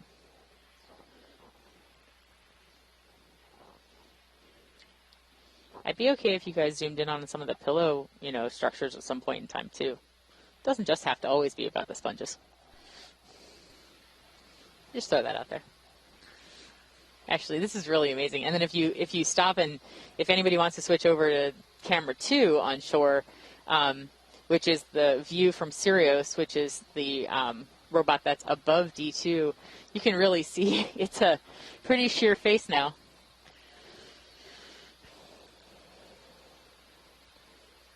Yeah, look at how beautiful these are.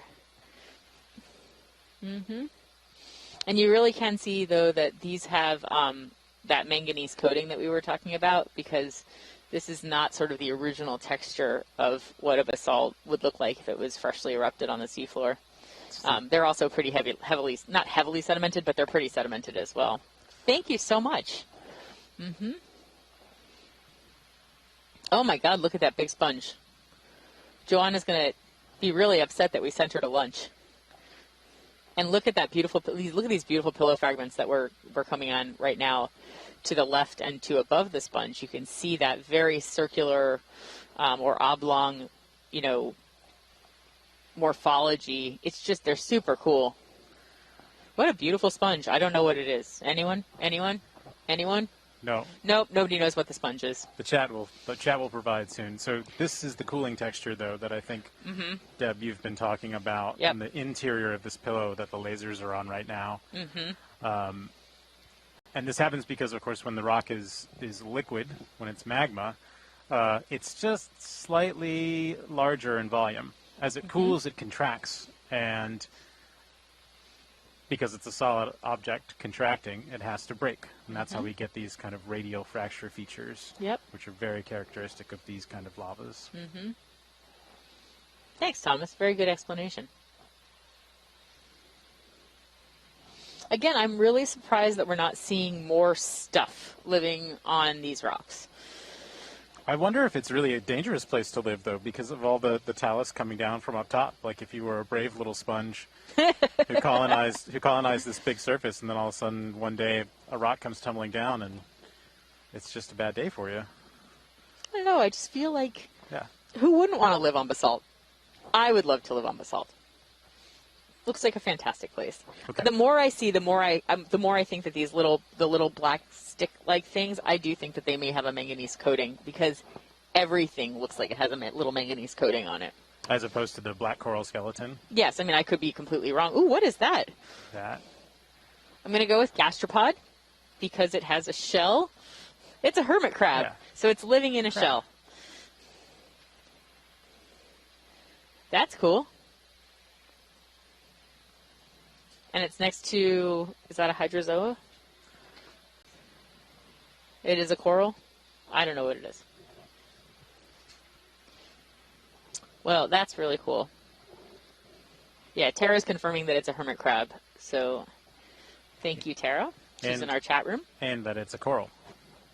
Oh, good. What kind of coral is it? I swear I was listening. And there was a sponge above it. We're starting to see a little bit more sediment than we were for a little bit. Yeah. And I don't know if that's just because we are on a slightly less steep face, so it's just collecting a little bit of sediment, and as we move up, we might see more of that sediment go away, or if it's here to stay. Oh, wow.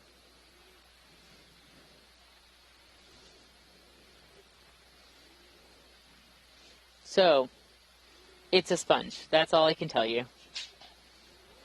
I was about to start talking about the benefits of telepresence and how you can leave two geologists to stare at sponges over lunch break, and the chat will provide identifications. But unfortunately, we don't have any sponge experts in the chat right now, although I have great faith in all of the biologists who are in the chat at this moment.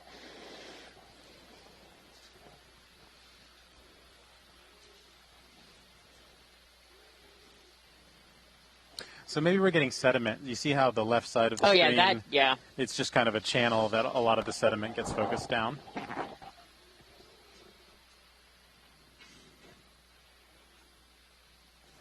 Yeah, but that's not what we were seeing earlier. Before we were just seeing sort of the sediment ponding on some of the flash parts of rock, but I agree with you completely. That's definitely sort of a chute, right? It's allowing the sediment to sort of cascade down that area. Okay, we're getting more sponges now, I think. Oh, and something sticking out. Yeah, this is a coral for sure. Well, I take that back. Every time I say that, I'm wrong, so I'm not going to say it's a coral for sure. I can start throwing out names and seeing if someone wants to tell me what it is.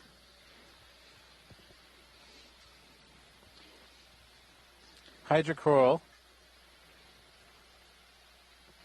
courtesy of Manuela. Oh, Crypthelia again. So we've seen this particular one before. And there are sponges in the background.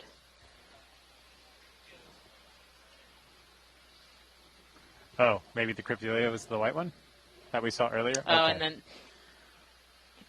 Metallogorgia. Okay. Yes, I was going to say, this seems like one of the that's what I was going to go with, was Metallogorgia, which I think happens to be one of Casey Cantwell's favorite corals.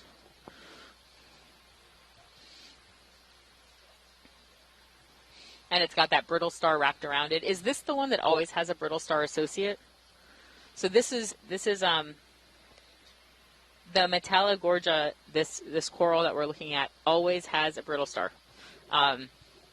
Please don't ask me why, because I don't know. But, oh. Wow. Uh-oh. That is such a great shot, though. Okay, it's still attached. It just was moving away from us. Whew. Thought we did something to it. The lighting was fantastic. That was with beautiful. Stars floating out there. Yeah, that was great. And then we're seeing a couple of the sponges again. And a nice big rock. Can we take that rock home? No? No? Probably not. Considering it's bigger than the vehicle. I was kidding. We don't have to take that rock. Get that one off. It was totally a joke.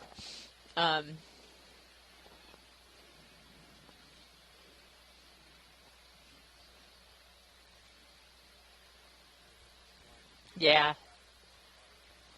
That is fantastic.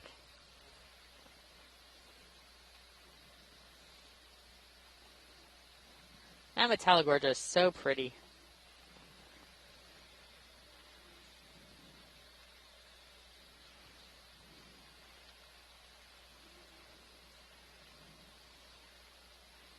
Do you think that's more than one brittle star, or do you think that's only one? Yes. I think it looks like 3, perhaps. Yes.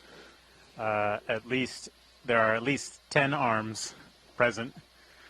Are you actually counting the arms? No, it's certainly an estimate. Just making it up. Beautiful view. Wow.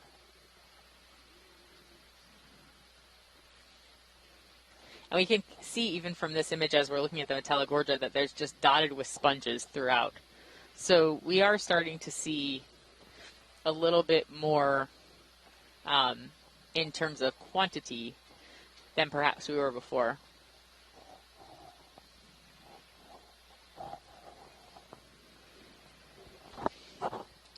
Is that an intact pillow coming up into range?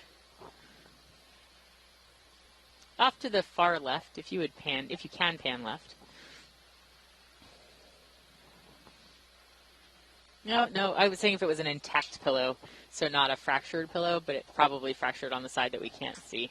Mm-hmm. You can see more of those cooling, the contraction cracks. I see maybe a big sponge on the right there. Yeah, that big white thing. I wonder if it's one of those stalked ones that we saw earlier. Yes. I wonder if we can get over to it. Who was writing down the names of these? I wasn't. Obviously, I should have been.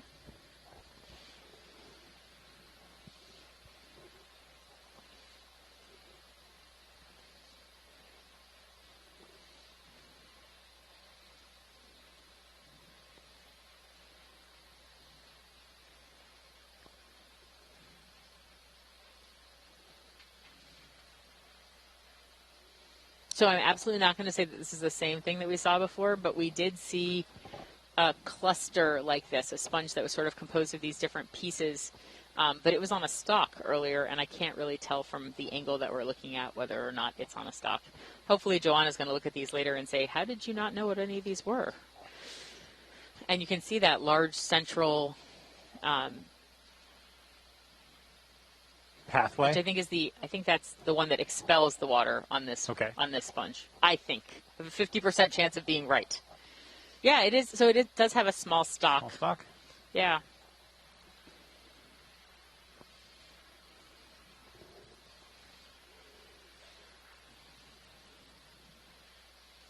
And now we're just moving up this wall. And it's really exciting. And maybe while not exactly what we expected to see, it is really indicative and really I would say common for sort of the mid-ocean ridge. Like, Yes. this is what we often see when we're looking at mid-ocean ridge rocks. We look at a lot of pillow walls. We look at a lot of fractured basalt. This is pretty common, but still quite fantastic. And there have been comparatively very, very few dives in this area from what we could tell. And so every time we're learning something about the geology and the biology of the area. Ah, look at that beautiful fragmented pillow right there.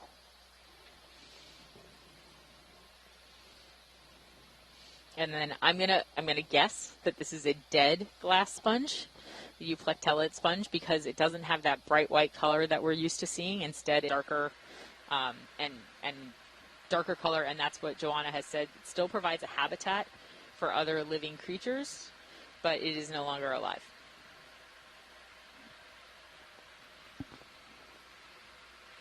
That looks like that's more. You can start seeing some of these pillow noses, right? You can sort of see them sticking out. 097. Lots of radial fractures right here. Lots of cooling. Move back on the left side of the screen, especially, you can see those radial fractures. I would concur. They look like they're all pointing to the center of this, to my left pillow. here. Yep. Okay. That's a great view of that cooling feature. Love this. I'll bring my heading around. And you can just see where these pillows would have erupted out, and they got a little too far, didn't have anything to sit on, and poof, we were originally doing like 097. That's what you're looking at right there. Lining up pretty well. So if you've ever been to Iceland, or if you've been to the western United States, it's been, I feel like it's Snake been River offset. Plains, Idaho, Oregon, Washington, you may have seen columnar basalt, which is the same cooling type feature. I'll sidle over to my left not just exactly to line the same up on as that the heading. pillow basalts that are erupted underwater, but the same process of cooling and contraction.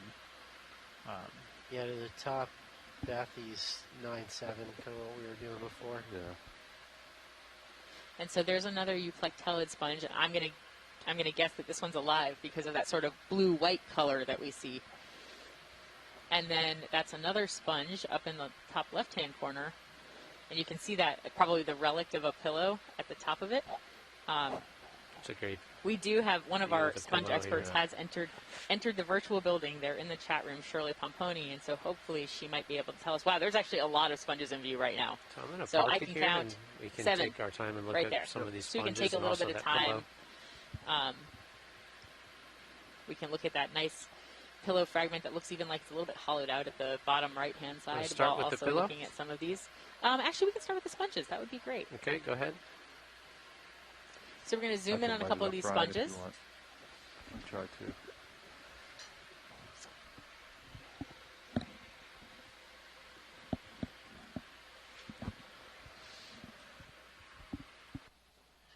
And as we zoom in there, we see some sponges that are going right out of frame. They're coming down.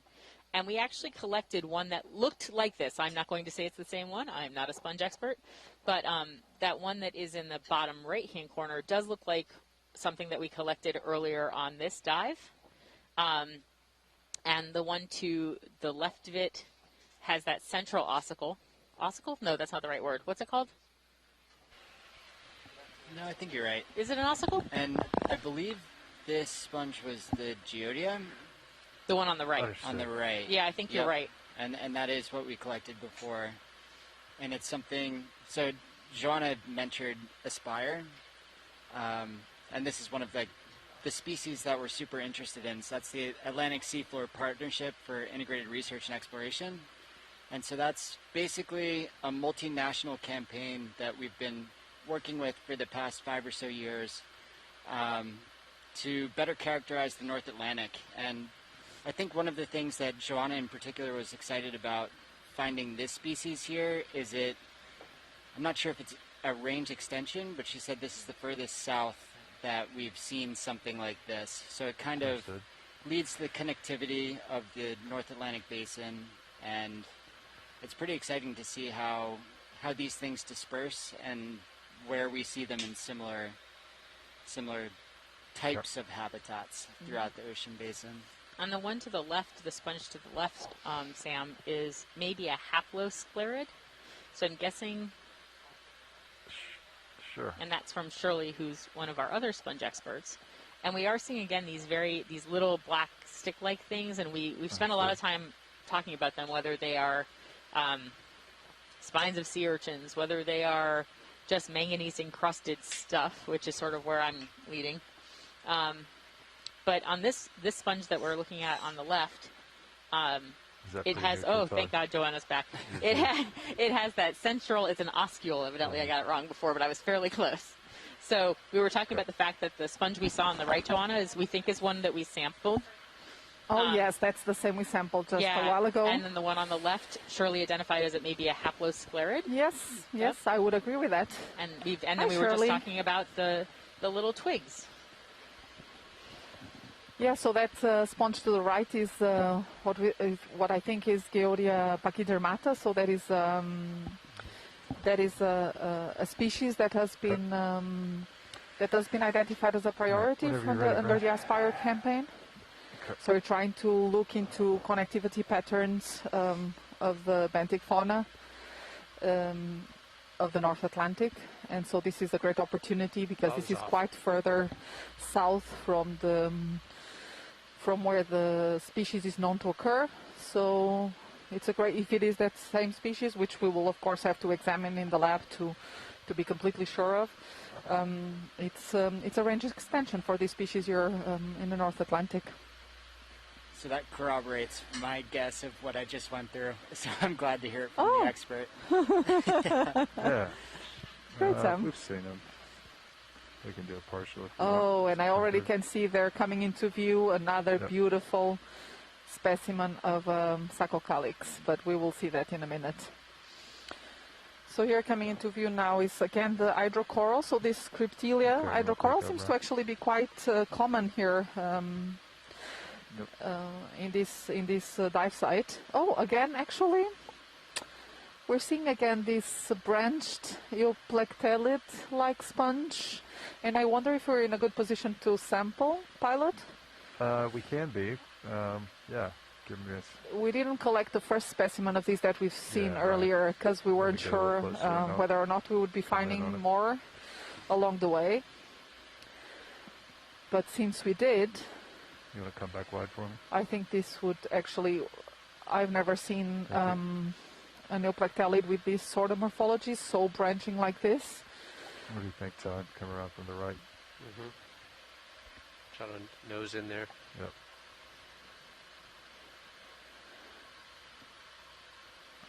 Do we want to get the ship a little bit closer? I can't quite figure out how large I think that'd be it smart. is. I think it's pretty small. small.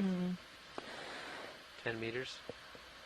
Yep. Yeah, so, that is always the hard part, is gaining maybe perspective. 10. Yeah.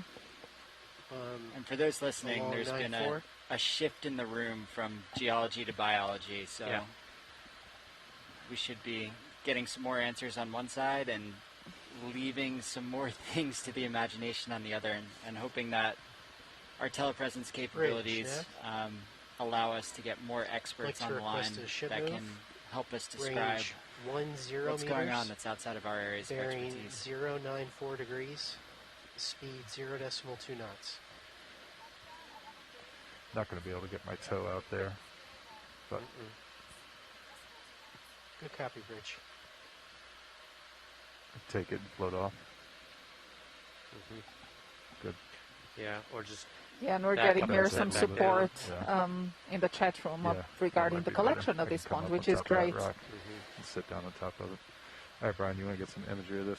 Yeah, and these, you can imagine that these are the kinds of samples that often, if it would have been collected, through dredge as it used to be in the most historical campaigns, it would come on deck completely, destroyed in fragments. These are so delicate. Wow. And actually just to the left of it and behind of it, there's a carnivorous sponge as well.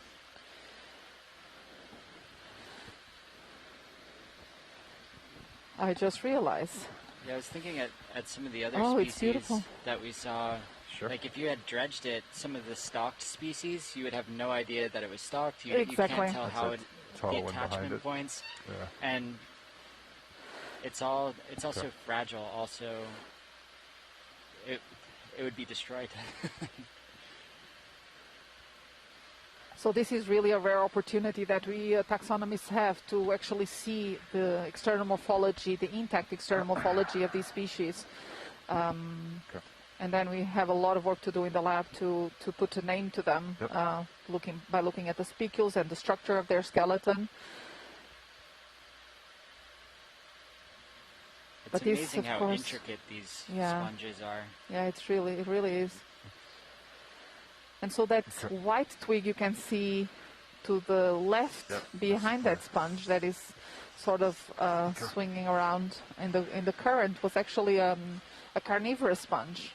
And so carnivorous sponges are another really interesting group of sponges that have devised a mechanism, a new feeding strategy thought to be adapted to food-poor environments such as the deep sea or, for instance, in submerged caves in shallower waters. They belong to the family Cladorhizidae. There are over roughly 140 species known. And what's really interesting about this group is that... I was planning to grab it. And what's really interesting about this group is that I think that's what they've reduced their aquifer system, and so instead they have these modified structures that can be either very long, thin filaments or these inflated orbs, which are covered on a spicule type that has these hooks. So it functions a little bit like a Velcro. I'm going to follow you. Understood. And now for those carnivorous sponges, is that their only method of feeding? Yes, it is. They have reduced or completely absent aquifer system, so they do not filter the water anymore. That's my angle there. Make sure you got plenty of rest. So pilot, the best would be actually to grab it from the base. Yeah, that's as far as I can get from as far as an angle. Go the other way then, spin it all the way around then. If you're already against the hard stuff. I'm talking about for the wrist. Oh, yeah. No, not the jaw. I got plenty of that. Okay. I can't get any more wrist though. Got it. All right, can you give me a partial, Brian, on the main? All right, pull back a little bit. Yeah, a little bit further. Pull back. It's actually smaller than it looked like. Grip check here real quick. 6. We'll go with 3. You did 3 last time, right, Todd? If you're going to just barely grab it, or are you going to just snip it at the base? I was going to try to snip it. Yeah, 3 is still plenty to snip this thing, right? It should be. I think it's really delicate. Yeah, that gives you more sensitivity on the trigger, right? Yeah. Okay.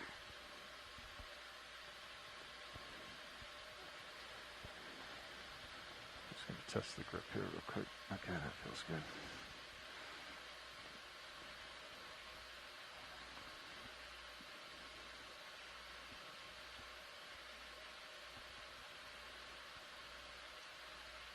Pushing.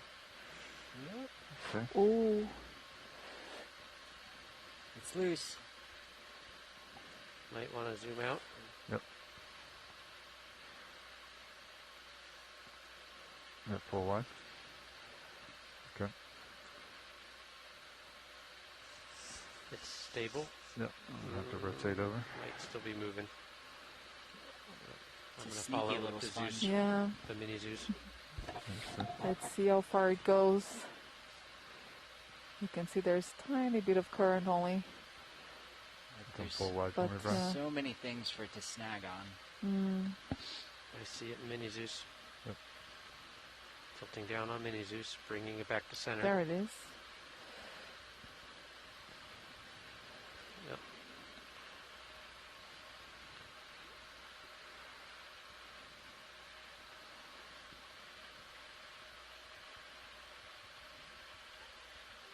All right, we'll let that sit out for a second.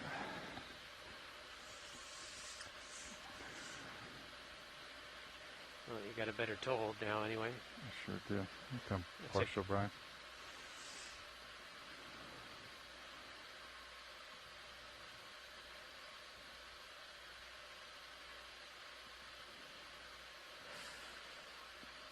Yeah.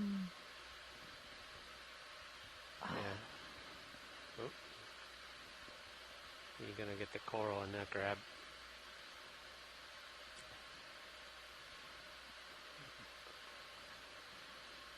Seems to be wanting to run away, yeah. The current really isn't helping here. There it is. You got it. There it is. Okay. Yep. Oop.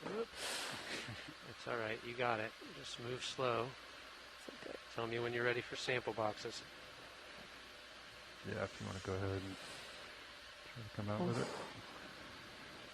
Yeah, it still has some in the jaw there. Chunk. Yeah, we got at least part of it, which will allow us to do the taxonomic work that's needed. Yeah, my understanding is it's all in the spicules for these, right? Yes. So while the imagery that we collected kind of shows some of the morphology, the important thing from here on out is more just having those spicules. Yes, the internal morphology, exactly. As much as we want a nice, pretty, complete Yep. sponge sample.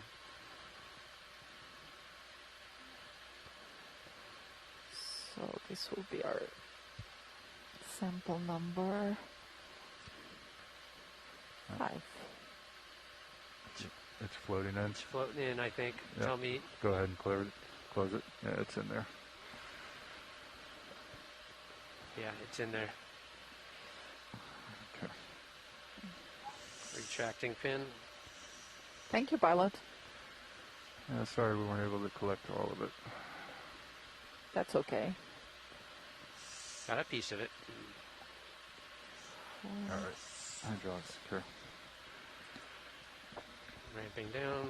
Disabled. Centering mini Zeus.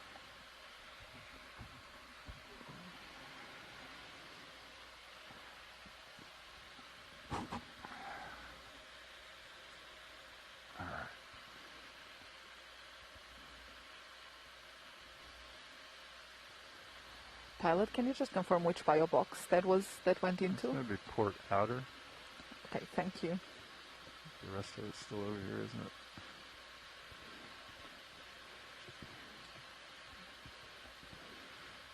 Oh, that should re-grab, right? Repopulate.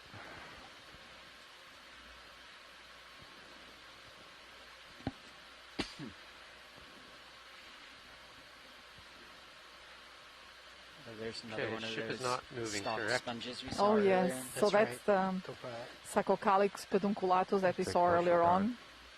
Took the words right out of my mouth. Yeah. I've seen this one a time or And two. it has this beautiful sac morphology with all these ruffles on the outside. And in this one actually does seem like there's something living in it. I think we've seen this one a couple of times. You can let it go. All right, come back wide.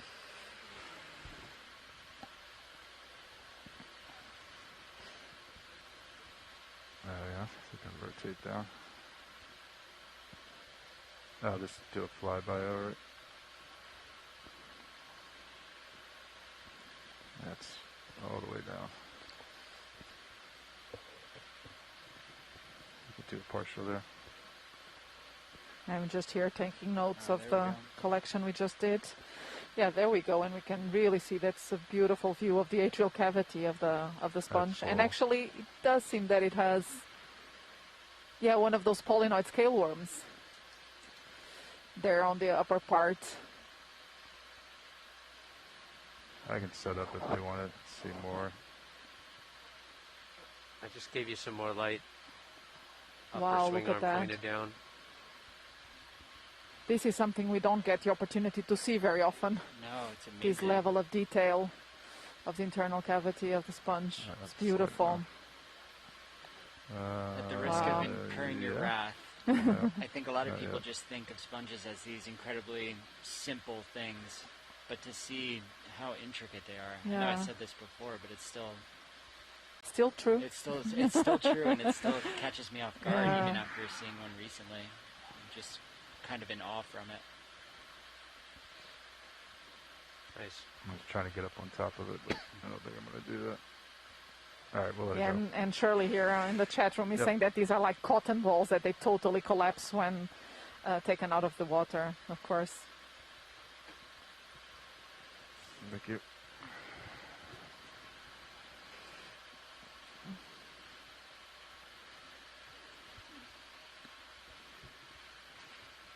Brian, can you brighten up the starboard minute at all?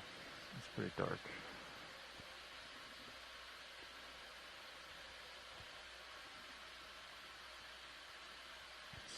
glass sponge.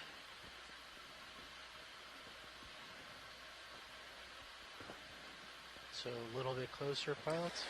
Sorry, I was here just taking notes of this last sample that was collected. Yes, so this looks again like one of those Neoplethalid sponges. A bit different, 15. I think.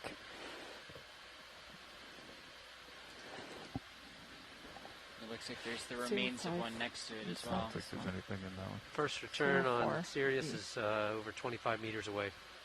Yeah. I think you're good to push No, out. there's nothing yet on there. Unless we're going to stop and go a lot. No, I think we can go. No sponge. Yeah.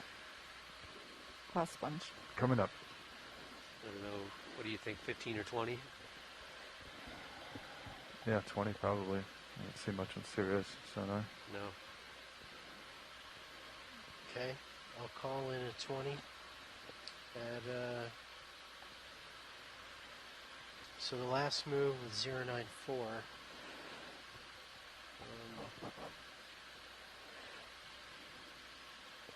Same thing? Yeah, I think that works. Thanks, Andy.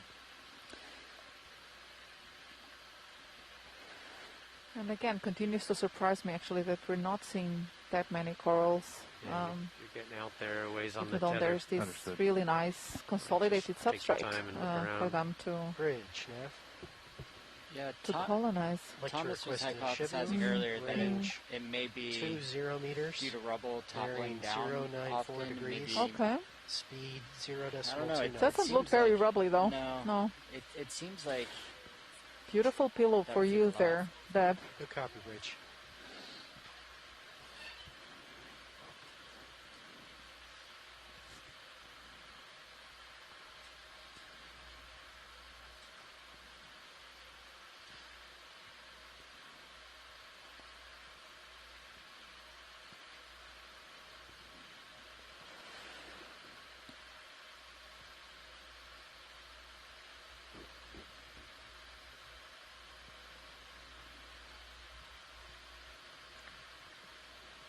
So we did you guys collect a rock?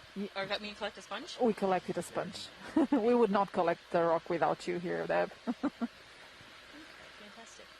And where did you collect it? Where, what, 15... No, what... 17, 15... What oh, box here. is it in? Outer port box? Port. Okay. Okay. Yeah, these rocks look fairly in place. Don't think we'll be collecting any of these right now. Not with that attitude.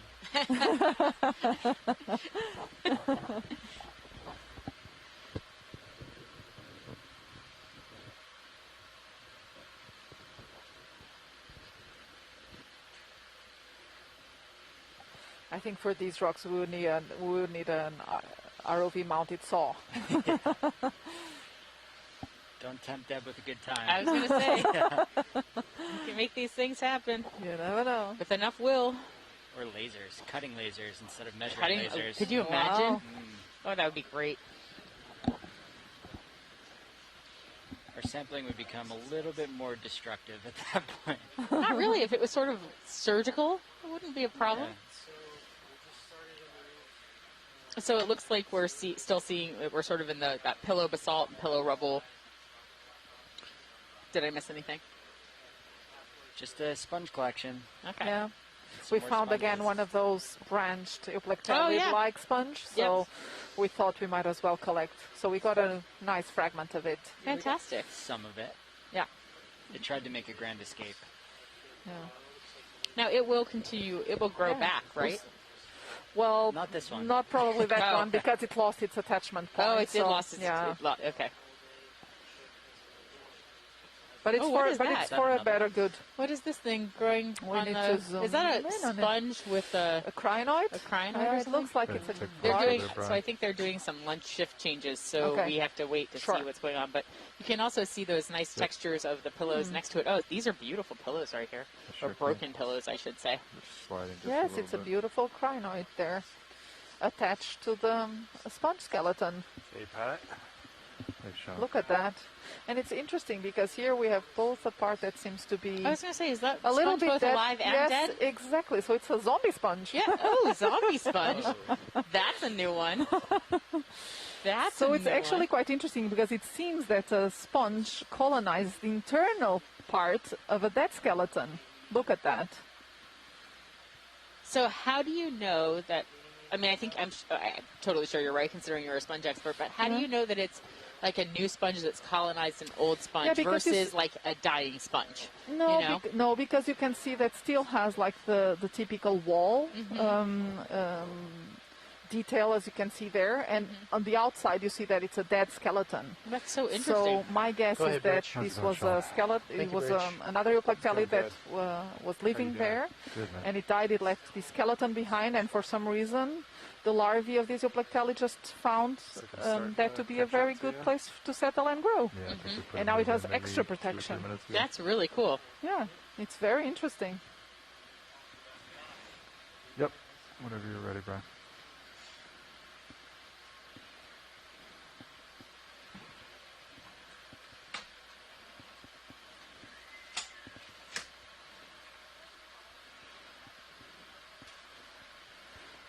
And we have there. Nav. How you guys doing? Good, man. What was the last move at direction? So we're still moving our way degrees. up the wall. What is 4 our degrees. depth? Our depth is around 1745 right now. Yeah. So we've progressed. We started at about 1900, so we've moved progressed quite a bit. Yeah, about 150 meters up in vertical elevation. Yeah, no, you're good. I hesitate to say that we're being quicker than we normally are, but we are trying to move a little bit. I'd say we're over halfway up. Yeah. And so the idea is to ascend to the top of this ridge. Right. I'm going to settle up then and once we get there, set down on this, and then I'm maybe going we to swap can out wander off for John. I sides. think we have here our first Metallogorgia. Look at that. Not our first, Joanna. It's not. So you No, saw. no, we saw Metallogorgia when you were at lunch. I'm sorry. You saw one while I was It took away. a while to figure it out, but we did. It was so beautiful, we didn't want to bring it up. Yep. We don't want to tell you. All right, Brian. But And good it eyes, does- because I could barely see that. Yeah, It sort of just hides with the You want rocks. to take a little bit more? Okay. and this is, and it has its Bridge, its this is, are we now? associate brittle star really tightly wrapped around Yeah. that central axis. It's really Got the impressive. lesson down here now. You got Bill at 270. That's what I got. Roger. Thanks. Oh, really nice.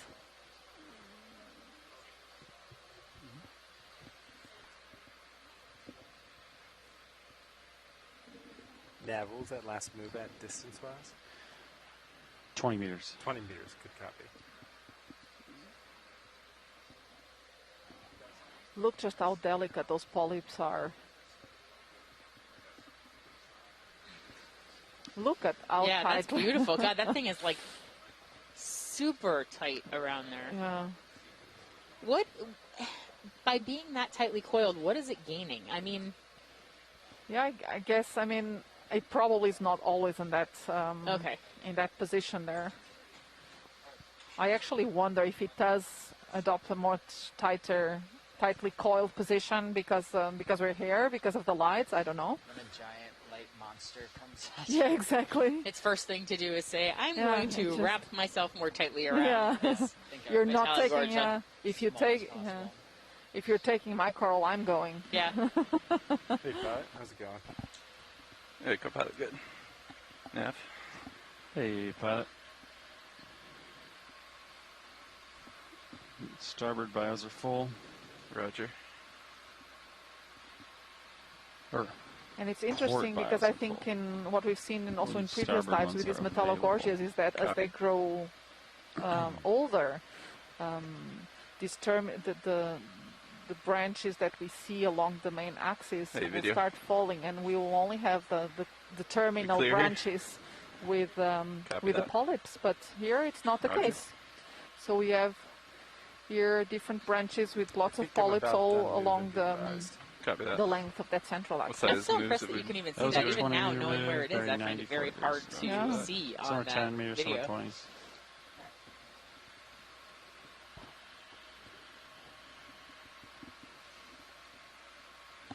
Yeah, and Asako is actually saying that this could be a juvenile Metallogorgia, but already has its ophiuroid. It's a nice pen over here.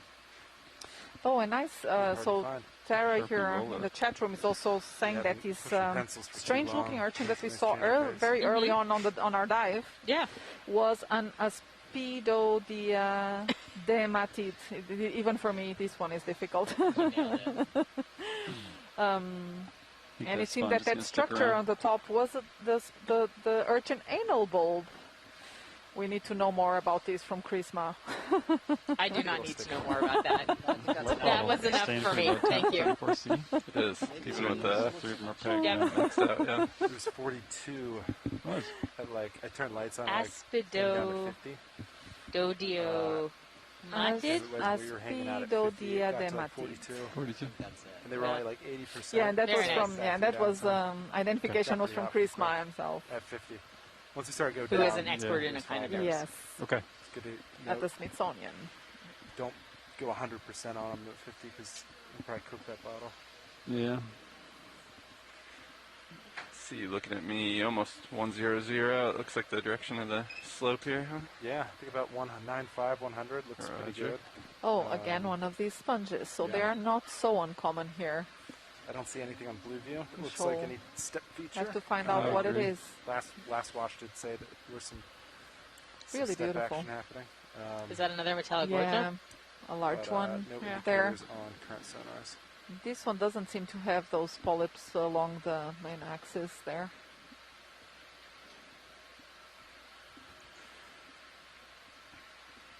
So this is probably an adult one, or at least not a juvenile. Did you want to zoom on this watch lead, or? Yes, please. That would be okay. Yeah. This tall guy. Yeah.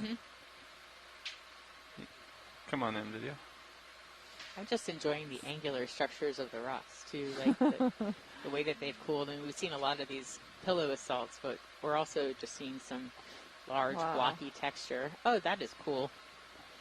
I just find it so fascinating that every time I ask why is there a brittle star associated with Metallogorgias, everyone kind of says because that's the way it is. And, and I would love to know the answer for why. To me, what's most intriguing is how does it find it? Yeah, because it's not like we're seeing this this ophiuroid in other substrates or elsewhere. So it seems to be a very tight association with this Metallogorgia species. So how would it find it? Yeah, and just especially in areas like this where it's very patchy and we're not seeing a ton of it's not like we're seeing Metallogorgia after Metallogorgia where they could presumably crawl from one to the next if they wanted to. Yeah. Here, there just seems to be so. It's that's lower biodiversity in this area. Yeah, and that's probably why it really should be a little more stable here now, Brian. Attaches very tightly to it. Once what do you it finds think? it, What do you think happens to it once the Metallogorgia dies? That's a good question. I mean, I think as long as the axis of the Metallogorgia would stay in place, I guess it would probably remain. But yeah, I don't think we know. I don't think... I just find it fascinating and weird. There's just so many mysteries in deep sea biology, isn't it? Yeah. Oh, look at those beautiful... And so one of the geologists in the chat, Eric Fielding, asked whether those brittle stars live other places. And that I can answer. Yes, we see them in other places as well. So they're not entirely only associated with Metallogorgia. No. You can see them just... But I think that this species in particular is associated just to this Metallogorgia. Just to Metallogorgia. Yeah. But so we do see brittle stars of many types. Yeah, exactly. In other types of... To the center? All right, soon. But if we were to collect this, we would find out that it was a genus that, or a species that was only related to Metallogorgia. Fascinating. Yeah.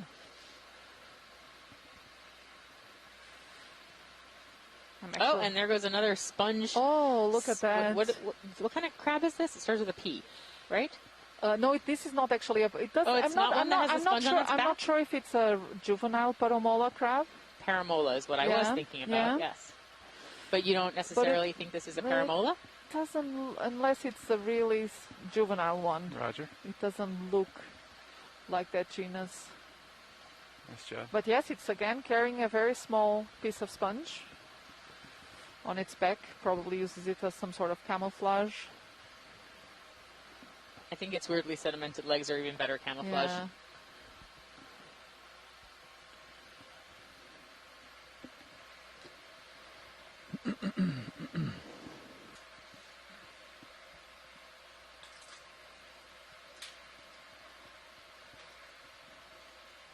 Copy that. Pulling away. Looks like the wind gauge is off a little bit. 14, 18. Nice shots, Brian.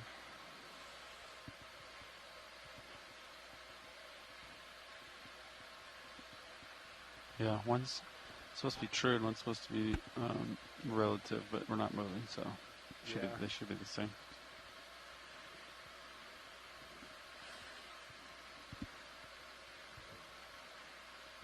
So I was looking here for the name of this brittle star, and it seems could be Ophiocreas oedipus, which is associated to this Metallogorgia melanotrichus. Yeah, copy that. I'm looking at you 4-0. Oedipus, like Oedipus, like the. And I'm all stationary, so yeah. Greek or Roman tragedy? I don't know. Let me see. We can get to the top. That's exactly what I was wondering. It can't live without its Metallogorgia?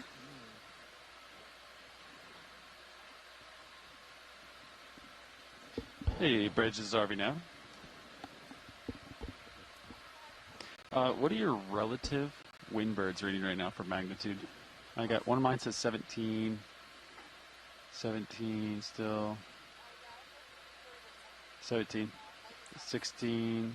Just going to turn to the right and look at the slope here. 15. All right. I'm just looking at true wind and it's 11, 12. I'm just seeing a discrepancy on our SCS true versus these. You know what I mean?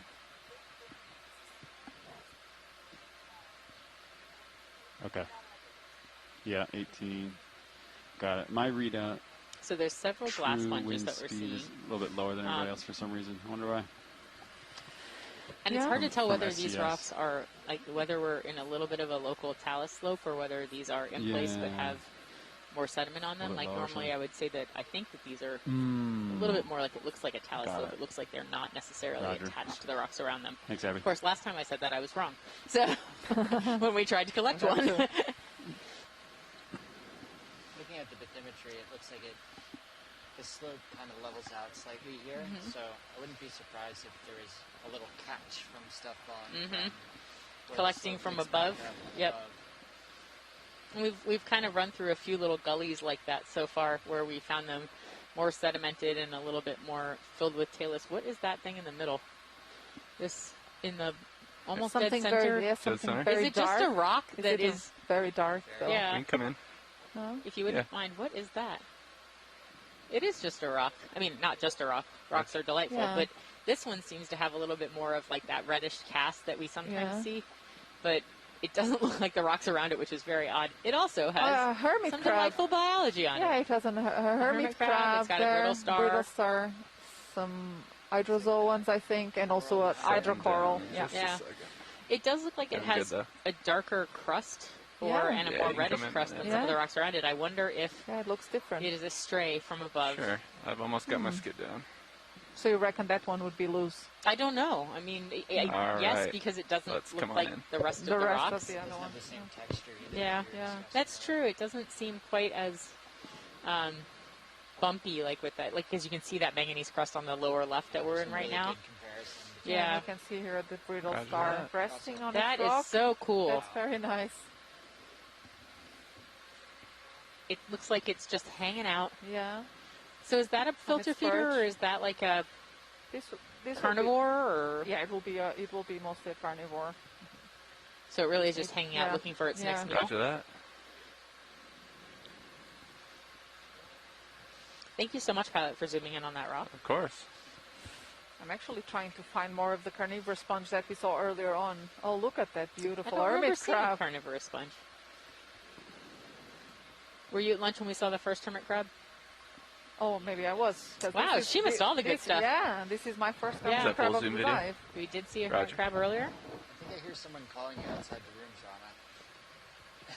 room, Shauna. Whenever you leave, the biology comes. Yeah. It's about as slow as I can go constantly. Yep. Now we're just... Yeah, it does. It seems like there's a couple of these rocks that are darker and have a little bit more of a reddish cast. They're less sedimented. I do wonder if they have wandered in from above. Copy that. Roger that. Pilot clear. Backing up. And most likely, pretty much everything we see in our field of view is likely to be basalt. As we've discussed before, while we had been hoping that we might have found... this might have been an area where there was a detachment fault, a low-angle normal fault that would have exposed some of the lower mantle rocks. By seeing these eruptive textures, we know that we're looking at basalts. And so it's still totally awesome. I'm not going to lie. So do we have any, I know this may be a difficult question, but any general ballpark of how old this area is? I don't know. That's a good question. Yeah. We probably could backtrack it because we know how fast the mid-ocean ridge in this area is spreading. Getting there. So we should be able to figure out. This is a slow-spreading ridge, the Mid-Atlantic ridge. So we could probably backtrack it, but just need a little bit of time. Again, one of these young Metallogorgias. Take a couple minutes. With a beautiful cracked pillow behind it. Hit us. Oh, look at that. Yeah, that actually is very pretty. Yeah. Like 9.5. Sometimes they're very, like, they're just photogenic. Sound good, Pat? What we need is a sponge sitting on one of the really photogenic pillow basalts, and then our life would be complete. Yeah. Bridge is over now. Yeah, they can move if you're ready. Yep. 20 meters. That's it. Joanna's now a pillow basalt expert, too. Speed decimal 2. We figured it out. Good copy, bridge.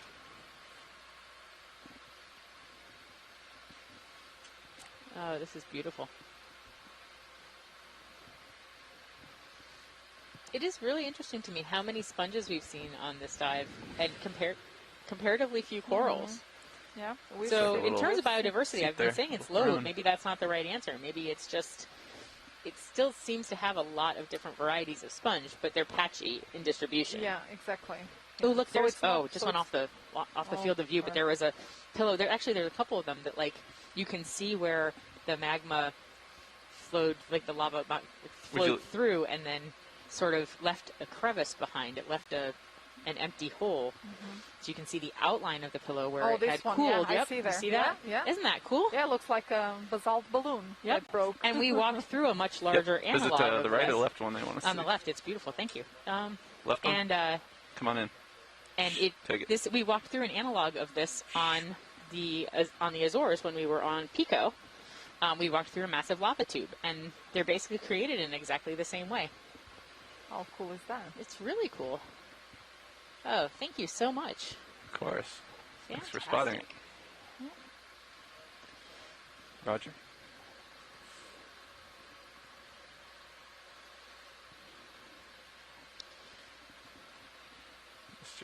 Copy, thanks. Yeah, and here another glass sponge coming into view. And actually, I don't think this one is a Neoplectella. But I think I'd be more inclined that this is actually a Regadrella phoenix. We can take the sponge real quick. She added a new word. Can we have a snap zoom on this one? I was under the impression that all the glass sponges were euplectellids. No, now I have learned something new. So yeah, and I really think... Never so simple. There we are. Oh, and this one actually has the shrimp inside. Yeah, this one has the shrimp inside. Now, so that's actually interesting to see because then it seems that Euplectella subraea has the scale worms and this Regadrella has the shrimp inside. Centering. But is that every single one of them, or is that just... Yeah, no, I wonder. Wow. Look at that. Roger. Oh, my God. Yeah, are we moving already? We are, but I can rotate a Copy. little bit. Wow, we can that see is really cool. Yes. 5 degrees. So the euplectellids that you were pointing out before, they look like they had more of like a crosshatch like texture. This one looks like it has more of a circular texture to its body. Yeah, exactly. Yeah. Oh, look, there's the two of them. Oh, my goodness, look at that. There's your what was it? Shrimps in Love. Yes, Shrimps in Love. Trying to use my thirds Shrimps here in as Love best I forever can. trapped inside a sponge. Wow, look at that. That's an amazing view. That is really cool. I wouldn't mind living inside a sponge like this if I was a shrimp. Look at that. It's a beautiful glass condo. That's true. 360-degree view. I would say light and bright, except there's no natural light down here. Yeah. Right now it is. All right. That's true. Very light and bright right now. A few more seconds and we can move on. Beautiful. Oh, look at that. Roger that. Oh, sorry, I Beautiful. slipped off the rock. Thank you. Safe That was, place I was to hoping live. for a smoother shot than that. Sorry, buddy. that was beautiful. Thank you. That was such a cool little Yeah, sponge. that was amazing. And then, yeah, it came 5 degrees. Roger. So as you come center, I'll Let me ease your mind a little bit. Yeah, Yep. you're good. So we're just Oh, continuing to move up our Coming up and over. what turns out to be basically basalt pillow rubble Roger. wall and some massive basalts too. There's a couple places where we just see some angular blocky basalt. And we see a lot of these apostolariid sponges here. So I'm wondering at some point ahead, we Rich. may actually collect one of Oh, these complete, thank you. to be 100% sure of what they are. Which sponge did you Yeah, want to collect? these tubular ones, The these tubulars. these tubular apostolarids that we're seeing Okay. here. Because we see actually quite a number Like of an them. iron lotus back there. I was wondering that, yeah. I've been saving some bio boxes for corals, but it doesn't seem like there are many. Oh, so- I've been saving the bio boxes for more rocks. I don't know what you're talking about. Forbidden coral.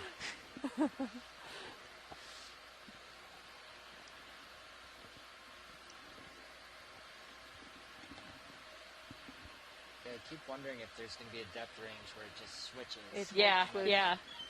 Back to 9.5 degrees, it looks Kind of like. expected 0.95. by now what's gonna happen. Looks good.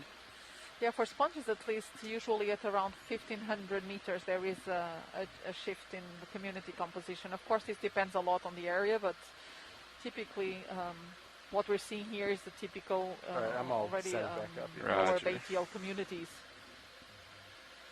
Well, so maybe towards the end of the dive, Maybe, we're getting yeah. into that range. Yeah, and we're getting some support here also in the chat room regarding collecting one of these tubular apostolariid sponges. So I think when we have an opportunity and we see one, I think it will be probably a bit brittle, so we might want to actually slurp it. Oh, really? Yeah. Oh, I interesting. think those ones will probably be a bit more brittle. Roger that. I wonder if it also Absolutely. might be time to collect another rock. When we have a chance. Absolutely. Yeah. Maybe rock with a sponge? With a rock with a sponge on it. If we find I feel one. like that would be very hard to slurp. No, but if we find the rock with a sponge on top, we can just collect the rock and the sponge This will... one right off screen, Mark. See I that? see where you're going with little that, Joanna. Yeah. Is that rock? See you trying to usurp my rock Grab sample. the rock. I'm not sure if that's the sponge we're looking for, but We can go for a zoom here. Yeah, watch leads. Feel free to call it out if you see Okay. a good specimen. Are we in a good place to sample right now? I think the ship has stopped and Okay. It's probably pretty good. probably pretty good. that's a different sponge. That Yeah, looks that's another sedimented. sponge. What kind of sponge is To the that? left, This though. also looks like a glass sponge. That does not look like it's on a rock we can get. I'm just going to say it out No. Yeah, loud. it looks a little cemented, unfortunately. Yeah, that looks nicely cemented. Oh, that is a beautiful sponge, though. It is. That's pretty. Wow. I'm not sure if this could be a conolasma. It looks early stage. Yeah, sorry. probably not, Stand by. but it is definitely a glass So sponge. it is a glass Yeah, sponge as yeah, well. Yeah, and you can Okay. see this stuff, the spicules Yeah. at the base, and it's anchoring itself to the substrate there. So are the spicules sedimented? Is that why they look like they're a different color than the rest of the sponge? Yeah, I think it just has Okay. sediment on it, and you can see actually here also on Yeah, the a surface few of the places sponge. on it. Yeah, Beautiful. You can again see that manganese coating So- on all of these rocks, so, which does sort of speak to probably age as well. so this is one of those species that has these anchor spicules, and they're called these species that have this mode of attachment to the substrate are called lophophytos. And then there are others that we've seen earlier, like the Sacocalix pedunculatus, had like Slowly a lifting basal off. disc, and that Roger, is thanks for that. basiphytos. I will not remember any of these things. And then there are some that have the roots, and those would be the rhizophytos sponges. So Rhizomes, like roots. Yeah, exactly. So three main types see one of in the nip attachment cam to coming the up. Let's see. to the substrate. Oh, look at this. So many rocks to choose from. And so many Some of which might actually come off the ground. Is that the sponge there? That's not the sponge you want, right? The sponges are That's those not that are a the- bit more tubular and very bright white. Roger. Some of these may actually be juveniles of that. Well, then we could try to grab a rock. Oh, look, I think there are With a small actually a number of those sponges coming into view to the left there. Those are the ones you're interested in Yeah, collecting? I think so. And those are little enough that they might be on a rock we might be able to sample. Let's get a bit closer and we'll imagine if we can get 2 for 1. Perfect. This sounds like a great partnership, Deb. It's assuming any of these rocks want to come off the seafloor and hang out with us. It's not looking super promising. Yeah, no. You want to do just a 10-meter hop, keep it going? Sure. That way, if you want to sample, it still gives you space, but... Sure. Does this sound good? Sounds good to me. 095? That still looks good to me, yeah. Great, this is already now. Yeah, they can move if you're ready. Okay, it's 10 meters, 10 meters, bearing 095 degrees, speed decimal 2.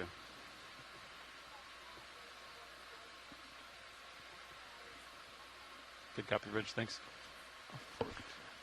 Watch lead, are there any of these ones you want to try, or do we want to move uphill? And Any of these look good, although many of them look kind of big. But yeah. whatever would work here would be great. Okay. Do you think they will be loose? Maybe the bottom left corner. Those look like they might be more loose. I feel like At this least area is where we have the best shot of finding a loose one. Yeah, right here. What about that one that's kind of Do near we the center? specifically The want big one with giant a one? sponge, or? Not the, off to the right of I think the sponge was if we could get it, it would be great, but it doesn't Bonus. necessarily seem... Exactly. Roger. Although, what's that guy that's coming into view on the left side that sort of... Yeah, left center there, almost. Yeah. Like... Is that a rock? It even looks like That does not look like a rock. No, I do not know what it is You can sitting take on. a quick zoom here, video. Right there. This Yeah, one. that's a manganese encrusted something, but Oh, it is not a wow. rock, and it is No. not helpful as a geology sample. What about above it though, to the just to like 11 o'clock of that one A rock up here. that has the sponge sitting on it? Is that the Oh. sponge you would be interested in, Joanna? Oh, yeah. It actually looks like the sponge we were looking for. You mean this one? There are a lot of sponges. We can try to by the give way. it a poke and see if the rock is loose. Yeah, let's try that. Okay. We in a I good feel like spot we're here not going to have for any that? problem collecting a Okay. sponge. I go a little Rock off the edge, poking. but you can adjust. This would be... Okay. So this would be number 5. And I which don't rock box have- is open? The port side? Port side's open. I Copy. don't have a 5. If it's a sponge, though, is that a something bio box? Yeah, With this the would rock? be sample Yeah, number 5. this is sample number 5. It would be a geo sample if we're going to try to pick up the rock. Yeah. But we may want to put it in a bio box if we do get one that has a sponge on it. Roger that. Starboard, 5 boxes are open. Starboard bios, copy. Or port rock box. Okay. I see what I you're guess doing let's give it a there. poke first and we'll see. Damn it, she figured it out. Looks like hydraulics are spun up. Go ahead, Rich. And if we could take the Move the plate, camera, please. Mini Zeus. I see what you're doing there. Thank you. Arm coming on. I was trying to protect your 3, 2, sponge, 1. Joanna. I know. Copy. That's ready for heading change? About the Think so. A-frame? Yeah, I think so. Yeah, Rich, we're go for heading change. Thanks, Rich. Center your camera up. I'm not sure which. Is it on the lower rock or the upper rock there? That's a good question.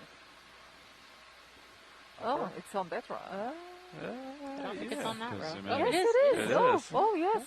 That's perfect. Look at that. This is perfect. Okay. Do we want to stick it in the bio or the rock then? I do think we'd want to stick it in the bio The box bio. if we could. Roger. Yeah. Try to leave the biology alone as we grab this. Yeah, go first 3 right now.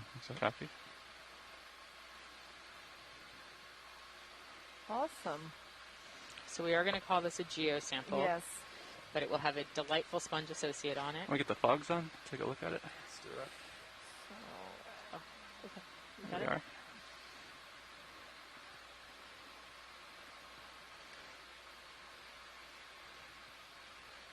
Oh, look at that. Huh. It's got a layer of mucus on it or something. I can already see just from this that it has a different ectosomal skeleton from the chromosomal skeleton, because you see like sort of a... The slime? Not a slime, it's a skin.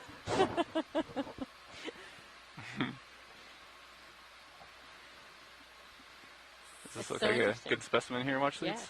Thank you so much. That was fantastic. Of course. You just made the science leads happy. At your discretion, we can move out there. Just need to figure out where it's going to go. Yeah, I'll come off stick. So what do you select here? And we have either of those open, it looks like, yeah. Maybe we'll put it in the small one, in case we find a larger sample. Okay, that's all the way out. Copy.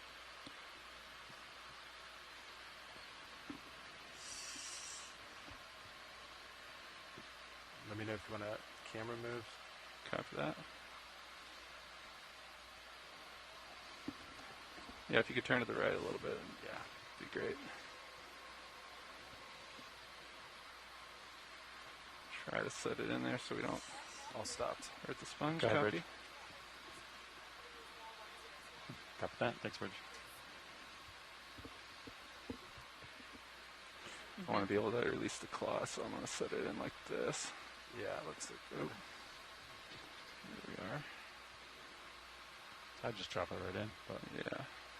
We'll hit the little step, yeah.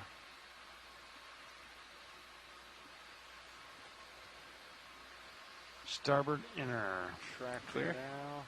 Perfect, thank you. Thank you so much. All right, collect. Tilt camera up just a hair. Roger. Back. Great. Can learn a little bit more about the geology and have a extra sponge. So now that we're done with sampling that, Joanna, you need to tell us about the difference between the, would you say the ectoskeleton and the ectosomal and chromosomal skeleton? Which means what? Thanks. Yeah, so the ectosome is like the external layer of the sponge. Don't move. And sometimes the sponge will have gotta be quicker than that. a differentiated skeleton at that in that part of the at the external layer that is different from the chromosomal, which is the inner part. And you can, I don't know if you killed the fogs yet. You can do that. Fascinating. All the inside of the sponge. Yeah. Oh, and look at that. Lights are off. Bingo. Thanks, Copilot. And Nev? There's another one of those weird-looking pointy sponges off to the left. Yes, oh, maybe that's Polymathia. Yeah. We've seen that earlier on in the we saw there, it or a couple times now. Yeah. The middle guy right there. And we have there a whip coral You again. can come on. Do we? At your discretion. Oh, actually, Is it a Halothurian, is it? Oh, that's a sponge, I think. That's the urchin sponge. Or punk sponge. It does look like a punk. Yeah. You can go full. So you can see very clearly here the papillae of the sponge. So some of these projections will have an opening at the tip, others will not. So some will be the inhalant papillae and the others will be the exhalant papillae. So where the water enters the sponge and through which the water exits the sponge, respectively. Copy. Very nice punk sponge.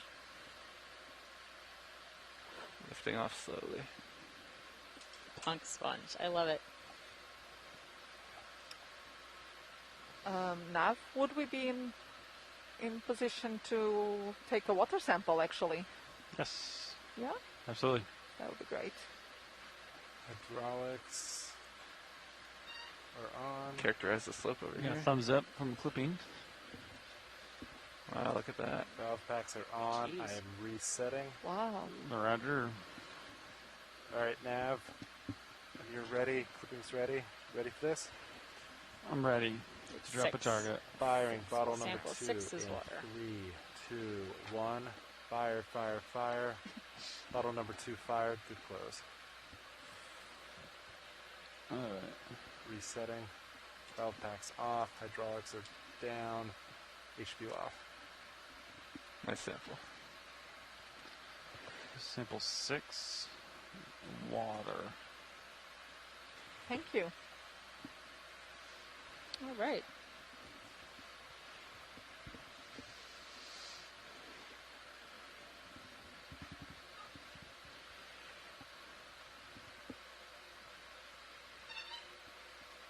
And we're also not seeing so many fish anymore. No, that's true. We didn't see a whole lot to begin with, to be honest. Just a few. Evidently not a huge fan of the Kane fracture zone. No.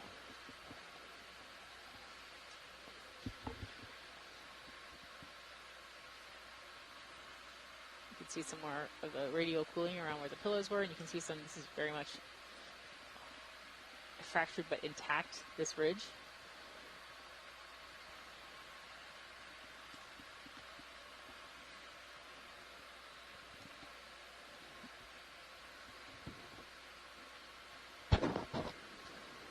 It's really interesting getting like this higher up view. Do you want to look at this coral? Yes, please. The one on the bottom screen? Yeah. Coming down video. You Same can take it when you're ready. D2, the view on Sirius from the Even camera on D2, just being zoomed out a little bit, you get a better perspective of what it actually looks like. Exactly. So that's a whip coral? Yeah, that's a black coral, probably a Stichopathus. Sure. Yeah. It's a bit more orangey than the one we saw earlier on in the dive, and we can see here very clearly the reason why it's called a black coral. And this actually makes me think, so if you see those other sticks, that I think it's all the same, right? I had the same thought. Yeah, interesting. So you think that is all black coral that we've been seeing? So I do think that what we've been seeing laying across the seafloor, the sediment, these black sticks are actually black coral skeletons. There we are. So it seems that perhaps in the past there were more black corals living here in this area. Stand by. Apologies. Oh, look at that. Is there always that piece of the bottom of the black coral that is black? Well, the entire black coral, so the central axis is will that part be is dead then, or not dead? But it doesn't have polyps? It just doesn't have the living tissue. Living tissue covering it. Yeah, perfect. Yeah. Roger. And you can see it's attached to the rock, like looks like there's a disc attaching it to the rock there. Oh, that is really cool. Yeah. Yeah. Now I can see what you're talking about.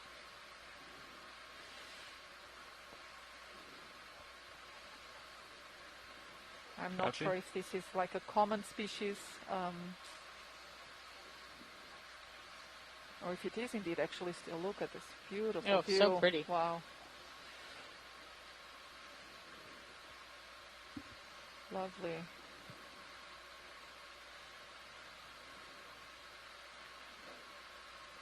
And so black corals are also known to be very long-lived. Some species, some individuals have been dated over 1,000 years of age. Oh wow, really? Yeah, actually, I think there is one from the Azores that was dated over 2,300 years. Wow. So how do you date?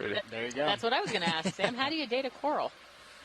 Well, I think they do radiocarbon on the skeleton, so they would make cross sections on that skeleton, which is a proteinaceous material, and I think they do radiocarbon dating on those.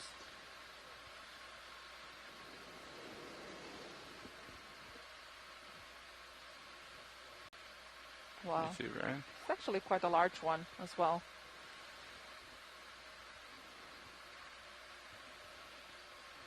Roger. Beautiful. Pulling back as well.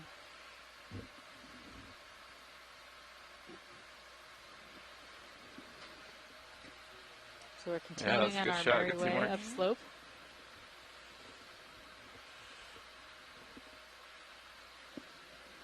Oh, a little prop wash to see us off.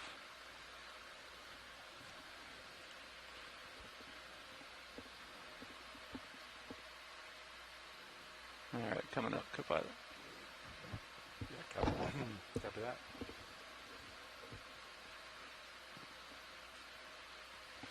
Are we currently moving, Nev? I'm all. I feel like I'm seeing more sponges than we've seen before. Yeah, it looks they're like a higher quantity of sponges. Yeah, it seems like they're becoming a little bit more common now here. Ooh. That's and nice. that is an Iridigorgia. Oh, I love those. Let's frame it with a black background here for a second. So that's also black coral.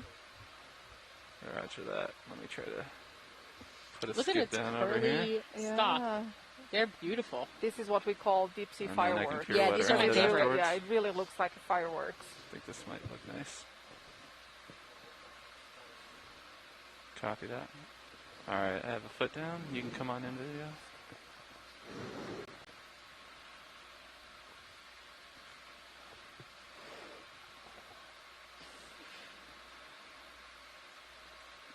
Oh, nice. Wow, look at that. All beautifully coiled.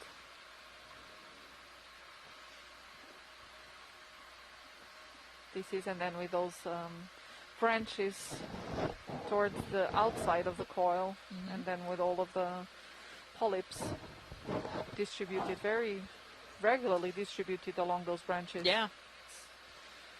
Beautiful view.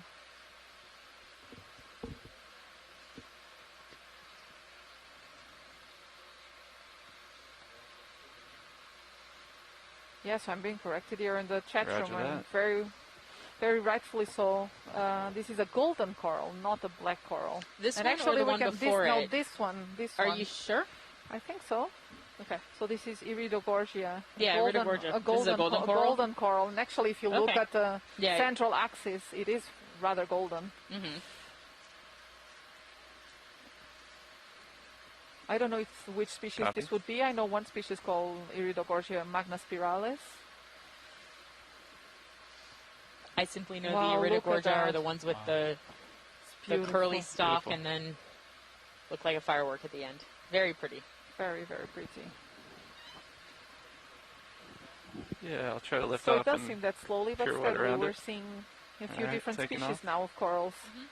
Slid off the rock again. Thank you, pilots. It was beautiful. Amazing. That's right. Look at that.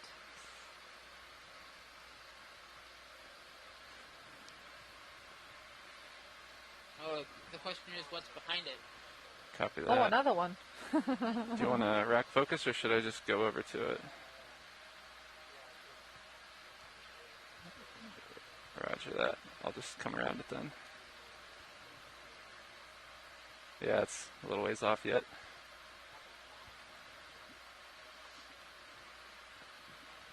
Has Hypec, right, always had the taskbar?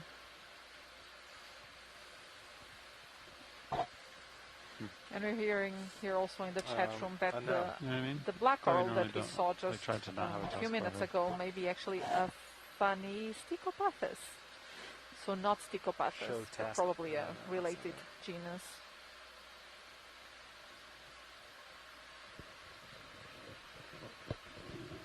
Thanks, sir. You want to move or you want to wait for a second? I'm going to check out these corals, but Oh, we could probably get a look, move after another that. one. Okay. Looks like this might be D2's picking something. 40 meters out. Low sonar, blue beams. See that? Yeah. It's over there, but I guess it's Yeah, not quite where another we're one. heading. Well, These golden corals. yeah, it's kind of roughly Smaller where we're one. heading. Might be a little bit of a drop If you off. see a good though. shot here video, let me know. And you can see that's this really dense disc You can come on they're in if you attaching like. to the substrate. Base. Roger that. So it's I'll try to interesting sit because down some here. sponges also have that sort of attachment, so very similar. Interesting. Good and stable here. You can take it. What is that curled up right next to it? I think it's a brittle star. It's curled up Just a on little onto wrapped up something, in- yeah, onto something, but I'm not sure what it is.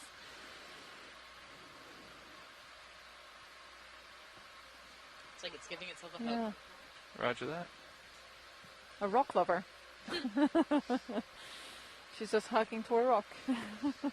Why wouldn't you hug a rock? Oh, and we have a shrimp there, Oh, cool. living on the this Iridogorgia. Beautiful shot, Brian. Beautiful. I wonder if it's actually carrying eggs there. Let me know if you want me to There's center this it more. Very orangey. It does look like it. Yeah. Yeah, that's kind of what I was going for. Yeah. So what part It's very. of the Yeah, shrimp that. are we looking at right now? The So if you abdomen. look at the abdomen, that very pink, dark pink There we are. It's a little better. structures there look. It looks like it's carrying eggs. Oh, It's beautiful. fantastic. Roger.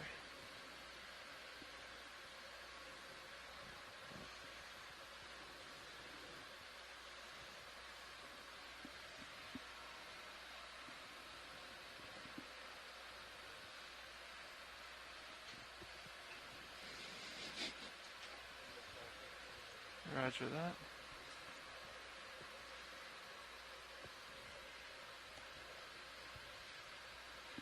Very pretty.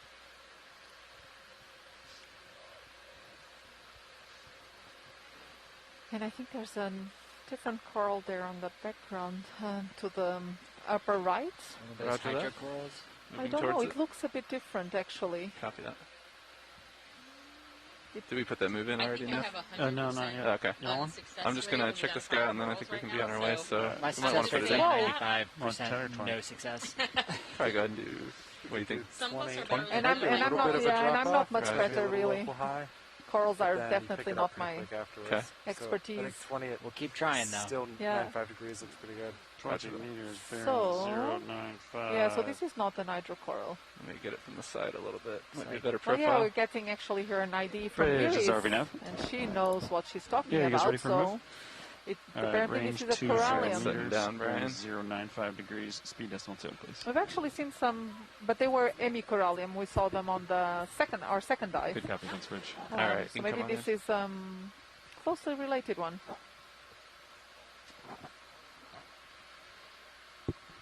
Are any of these coral species considered like commercially of interest, or?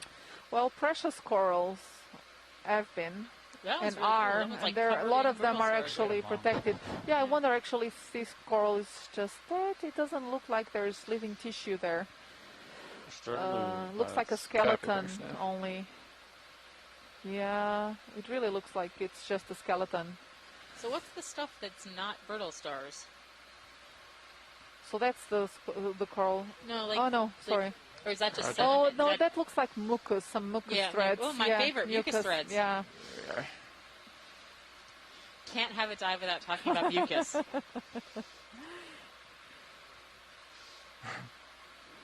Oh, actually, it is. You're saying now that it's actually an Alopsamia. It looks like the skeleton of an Alopsamia, so an octocoral. It's Roger that. hexacoral. Okay. Roger. Scleractinian and But either way, Alopsamia. that is the yeah. skeleton of it. Yeah. Not, there's no living Yeah, tissue it's on it. it's the skeleton. Excellent. And if I'm not wrong, I think this is Alopsamia. If it is the Alopsamia rostrata, when it's living, it's Roger that. actually very bright yellow. Oh. So it Those has are the beautiful. tissue. Yeah. Lifting off. Me too.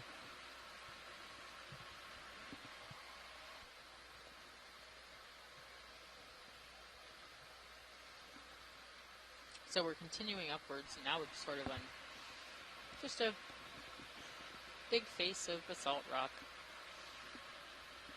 Every so often you see a pillow that extruded out actually, and you're seeing sort of the leftover fragment of what's left when the rest Looks like is this rolled is down the edge of slope. the feature we see on the blue view here. Yeah, and then something right out there is picked up 20 And meters we have out. there another iridogorgium. Copy that. And we're slowly just making our way high, maybe. up slope. We're climbing a Might ridge. grab It was the a edge of fairly this steep and ridge. It we'll take a started out peek as over. a Yeah. fairly sedimented plain almost that was covered in pteropod shells. And then we finally acquired the wall. Yeah, a little and bit of then a as drop, we've been like you moving said. up, it's just a whole lot of basalt. It's beautiful. We have a lot of radial fractures, which are cooling structures that you see actually right in view right now up to the left of the sponge. And then we see a lot of these glass sponges, right? We've Yeah. seen a lot of the rock sponges. And oh, look at that. Beautiful. And that's an Iridogorgia, right? Another, yes, another one of these golden corals. Gorgeous.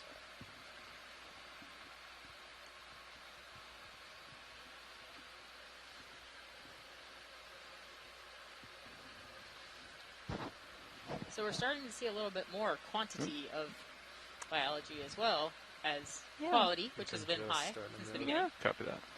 At least corals have started to show up a bit more now.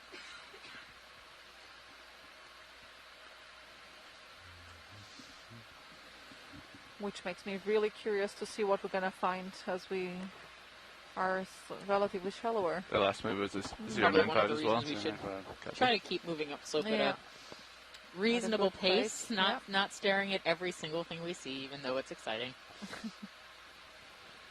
I know I'm the worst offender. I'm like, ooh, look at that. Go ahead, Rich. It's beautiful. Look at what it We takes. should stop. But instead we can say, look, it's an Iridogorgia, and perhaps move on.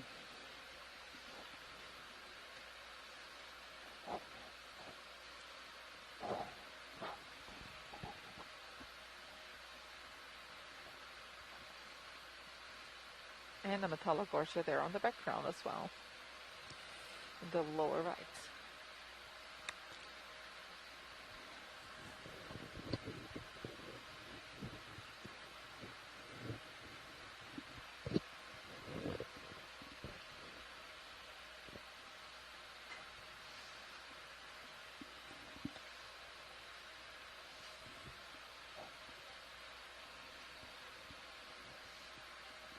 Oh, and that is the one.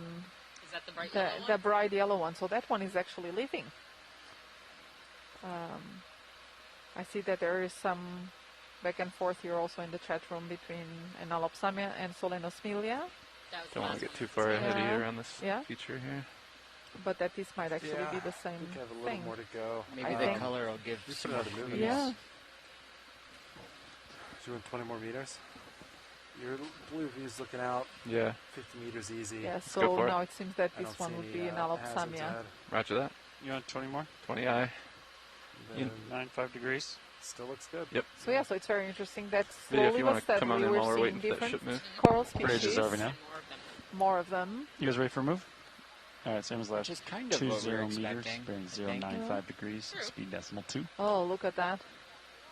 Very pretty. So yes, very living. Very living. And no brittle stars. No, there's actually, no, you're right. There's a crinoid, I think, at one of its tips there. Oh, yeah. It's so dark I barely even saw it. Oh, I didn't see that. Yeah. Good eye. Oh, look at that. That is beautiful. Yeah, and you see there at the base the Looks like neon green. the skeleton. almost. The skeleton does not have that yellow. that living tissue. I don't really see polyps. Am I just not seeing them? Or are they Yeah, I think closed? Or they might be retracted. So you see there the nubs. calyces there. Yeah. Yes, and they made the living tissue made there be retracted, so we don't see them, at least not from this side. It also seems that they're all pointing towards that direction. Ship's moving, pilots. Copy.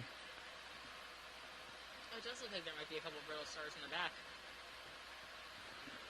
You mean there? Yeah. Oh yeah, maybe. To the left. Right. Roger. Copy. I'll just mention when we zoom back off of this coral, I think there was an almost intact pillow up to the upper left. But Roger that. Did you want to see by the base or behind? Copy. very Yeah, we're still a little far away. I think the ship's moving though. Oh yeah, we're moving.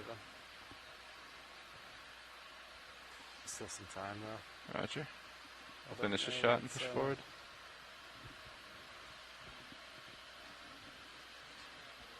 Roger.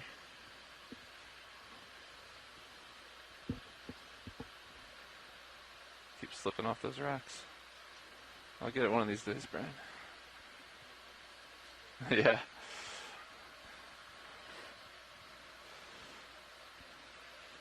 Alright. Did we want any more looks at this, or should we push on? That's okay, thank you, Copy, pilot. thanks. Yep. and see up in that top left-hand corner, see what Oh, looks like that an is a intact huge, pillow yeah. with just a big crack right down the middle of it. Mm-hmm.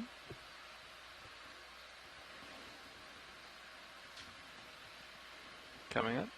It's like a little pillow roof. Copy that. My camera's at 4 or 5 degrees. Copy. This one's so Oh. fragmented.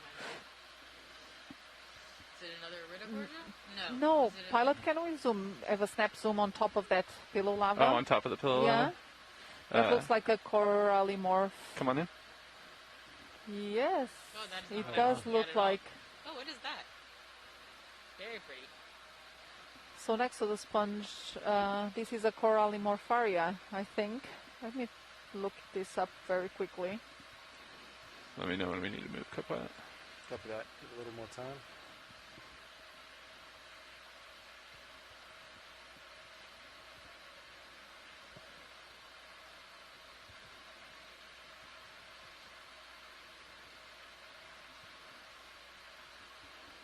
Yeah, look at those tentacles there. Yes, and I think it is. Solitary hydrozoan, not a corallomorph. Oh, okay. Okay. That this is actually a hydrozoan.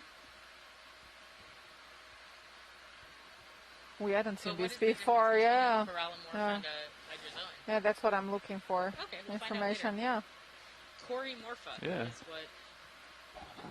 Corymorpha is what very pretty. The chat room, what Asako is saying. Oh yeah, Corymorpha, exactly. So not Corallimorpha, but true. Corymorpha. Oh. That was my mistake. Mm-hmm. All right, let's say 10 more seconds. Roger. And it's time to go. Copy that. That was a better liftoff. One syllable too much there. Nice zoom work. Pushing forward. Got it. I'll follow you. All right, I think we're on the move. Yeah. But okay. So, what are we passing there on the right? Ship just stopped. Copy. Metallogorgia? Is it a Metallogorgia? Yeah, That's this what I was one? wondering. Yes, yeah. Move just finished. A little bit of swing. Copy.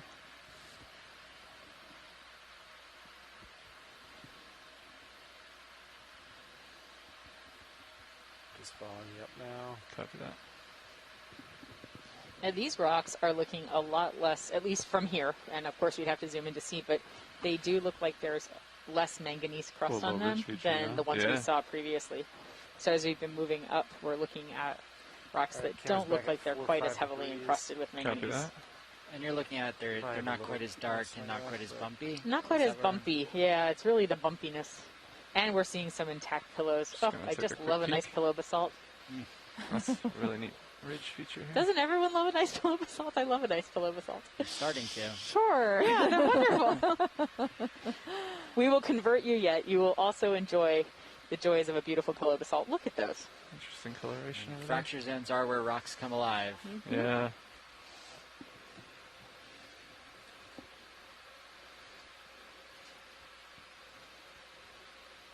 Alright, how do we feel about this look in our blue view? Do we want to push forward some more?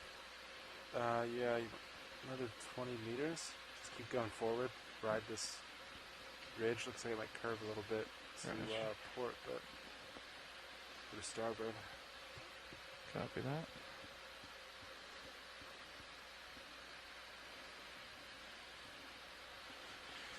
There's that coloration. Might try to have a peek at that. Yeah, what is that? I don't know. I cannot tell from here. Yeah, from a distance I would say encrusting sponge, Still but a I'm ways not away, sure. but you're welcome to come on in. That's going to be my new guess for 20 everything. meters. I was about to say Yeah. Pilot, you good with that? What Yeah, is let's that? go for it. Closer. 9.5, so it looks good ahead. I don't know what that is. And then after that, we might reevaluate heading. I'm waiting for the biologist to jump in and tell me what Raises that every now. is. I'm gonna guess encrusting sponge. It's an encrusting sponge. Yeah, you guys ready for another move? Oh, and actually those filaments that we're seeing just Same as last. just in front of it, those are the carnivorous bearing sponges. 0.95 Oh. degrees. Speed decimal two. Cladorizids? Yes. So can we slurp them? Good copy, take your bitch. That would be great because there's actually several of them, and sometimes they're really difficult to spot. So you see these filaments there, Yeah. these white filaments. Those are Yes. carnivorous sponges? So those are carnivorous Oh, wow. sponges. How do you know? I'd I mean, never think that. yeah. Because I mean, we've already it collected this some of thing these different species. Yes. So all of those, and you see they have like Are they the all central. different types? Mm-hmm. So these are probably all of the same species. Okay. They look very feathery. I wonder if actually these are Eucalipluma. It's one of the genus. And you see, exactly, they are very feathery. So you see that central axis and you see a lot of filaments running from that central axis. And those filaments will be covered in a specific type of spicule that looks like little hooks. And that's what actually will ensnare prey. So and the small crustaceans that go by will become entangled on those filaments.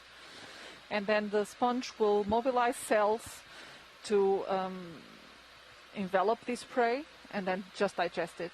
So this was an adaptation. So it's an entire family called Cladorhizida that has evolved this feeding mode, which really challenges the entire definition of the phylum Porifera, because all other sponges are known to be filter feeders. So this seems to be an adaptation to food-poor environments. We think it has evolved only once in the evolutionary history of the group. Copy, let's go for it. This is probably just some dead glass sponge. I'm with getting lots really of good. there. I can identify a dead glass sponge. There we go. Because it looks more like a rock. We crack ourselves up. This is so fun. Pilot, can we try to slurp in some of those carnivorous sponges that are just... Stop it. I think we can. Watch, yeah, we're just a little far away, but keep it going. Once we move a little closer. They want, right? Yeah. They're on the encrusting sponge, is that correct? Yeah. Yes, so they are those thin filaments that are sticking out of the encrusting sponge and that rock. Roger that. Have we done any slurp samples yet today? No, we have not. Yeah. I'll move forward. And First slurp of the day. We could probably do an easy stop. Bridge is over now. In a nice position. So what first attracted our attention actually to that rock was that yellow encrusting sponge, but it proved to be far more interesting because we just managed to see the carnivorous sponge. Yeah. I mean, that one does really stand out comparatively, considering it's the only thing that has an encrusting sponge like that. Yeah, but they're really difficult to see actually. Usually these carnivorous sponges. I can skid down to get the drawer open. Might have to do, I might be able to set it down like somewhere over here.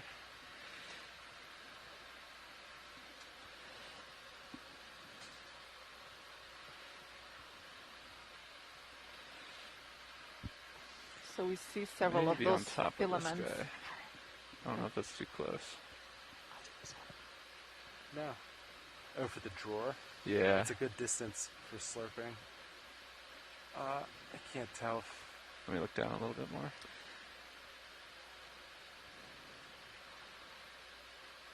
You can try it. Yeah, there are a few of them there, so this will be great.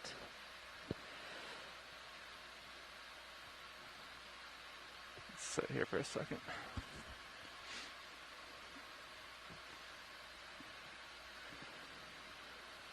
I think we're pretty stable. If you want to draw her out, give it a shot. We can turn on some lights too if it helps. Fogs are on. Copy that. Valve packs are on. Alright, extending slow.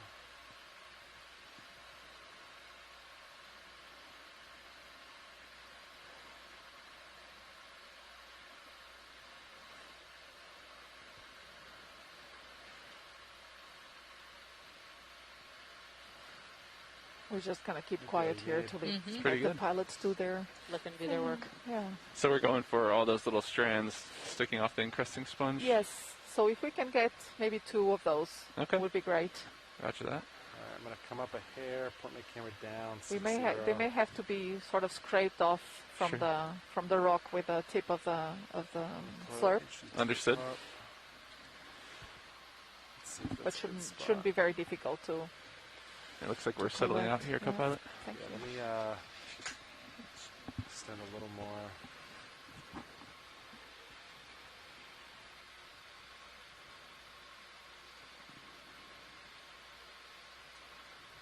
Stopping there. Yep.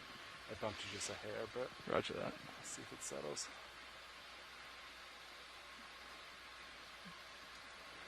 It's a good spot to grab nozzle. That's what you want. Roger that. Might need a little more downward. Let's see. Stand by. I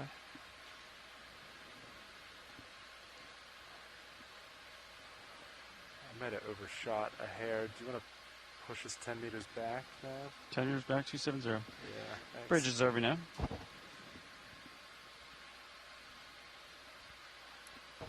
Yeah, can I get a move backwards? That'll be 10 meters, 10 meters. Bearing 270 degrees, speed decimal 2. Can't tell. I want to make sure we're on the skid and not the drawer here. It's a good copy, Bridge. I think we're on the skid.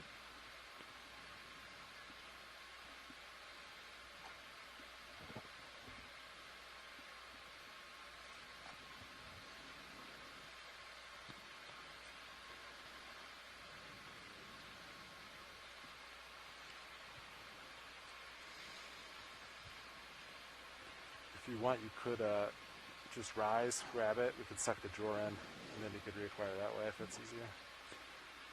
I know it's kind of difficult to see where your toes are when the drawer's out. Like Yeah. that.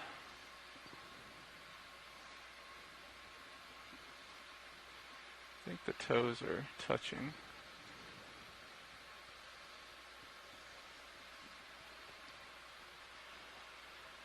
But there's a little oscillation. I just want to make sure.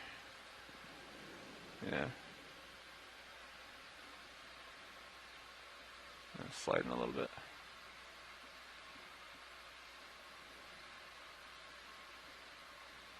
Alright, let's try it one more time.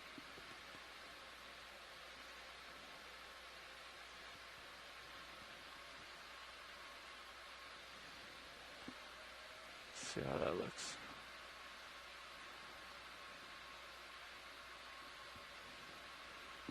Okay, I think we're good here. Hydraulics spin up. Hydraulics are up. Copy that. If you could just follow me. Over to your arm. Arm coming on. 3, 2, 1. And we're in suction sample. We're canister 1. Looks like canister 1 to me. I'll follow you out. I'll keep an eye on the jar. Do you get the suction light on, Sean? Suction jar? Give me 100% on it. 100%. Thanks. Come down. I'll hold there. Copy that.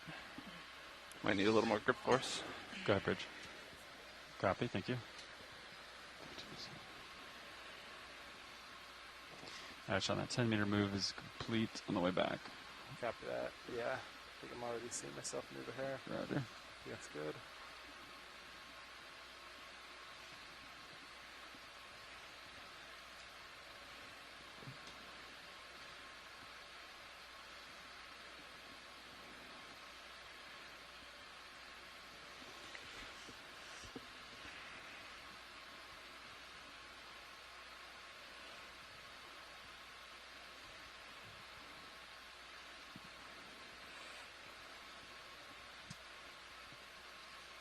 Alright, I want to try sliding back just a little bit there. I can come down a little more if I need to. Oh, that looks good. Oh, sliding.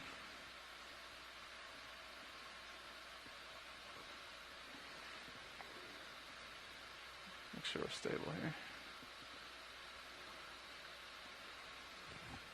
Look okay? Yeah. You have a good amount of forward axials on, I noticed. Yeah. Perfect, thank you. Do you want me to trim that? Might be if you slip, you'll move pretty quick forward, I think. Yeah. Stand by. Let me try to adjust that.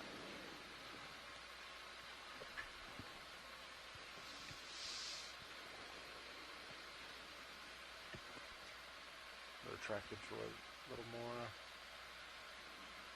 There you go. Drawer's fully retracted.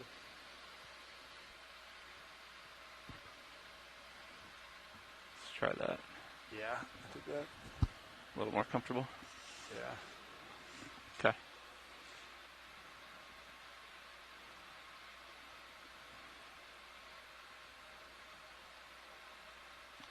Let's go. Follow you up with camera. We're just going, yeah. Let's go for this top guy as a start. May need to scrape him a little bit. I will start suctioning now. You ready for it? Ready. It's about 1,000 RPM.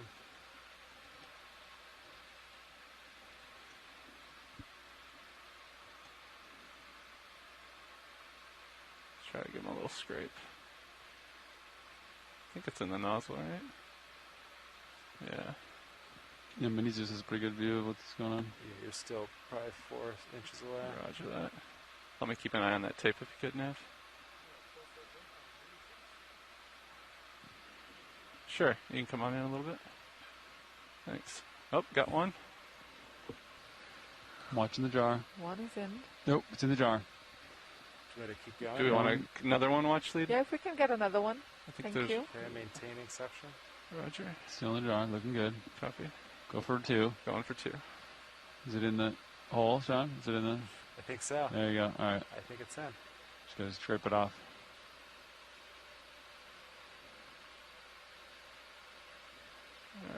little scrape here. There we are. Thank you. Great. Wait for it. There it is. It's in. It's in. Second one's in. Roger. All right, suction's Brilliant. Thank you, Pilot. disabled. No problem. Nice work, Pat. Thank you. I think this might be actually the first carnivorous sponge of the campaign. 2 sticks. Jar, jar 1. Drop a target. Coming down.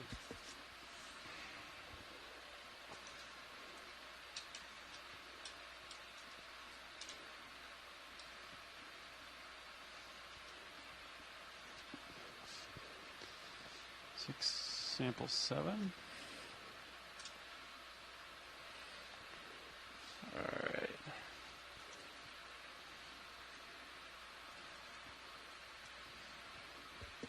But then I still need to draw out the advised. Roger that. Try to get you in a good position here. Alright, do we want to try coming out a little bit here? Yeah. Let's come out a little bit and we'll Standing adjust. slow. Copy. Looking down.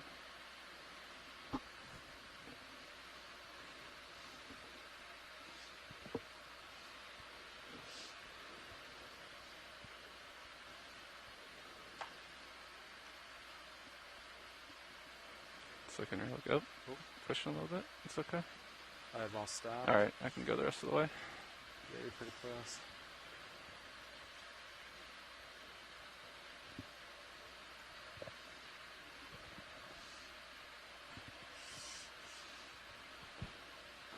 Probably let go here, huh? Yeah, I think so.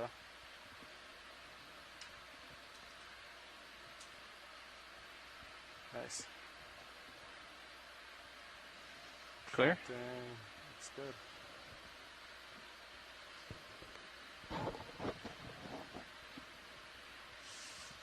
I'll follow you over. Copy.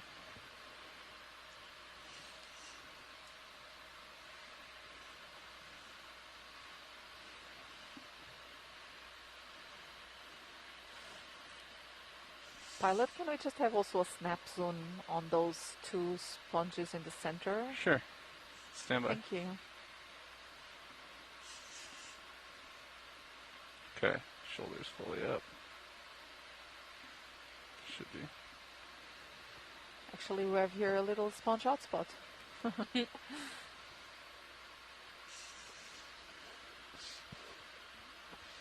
we are. Alright, pilot off stick.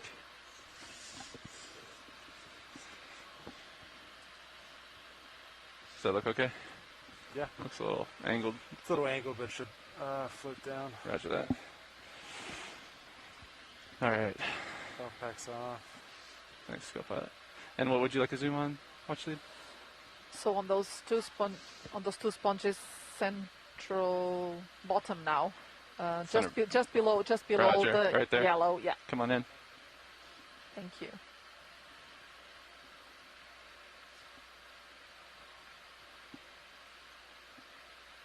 Okay. Alright, I'll put my camera back. Yeah, very interesting. So this, the one to the right, my guess would be that it's also it's actually a Geodia. The one to the left, the white one, is either a small. Actually, I would be more inclined to say that this is also it's a juvenile of this Geodia pachydermata that we've collected earlier. It seems to have the same sort of surface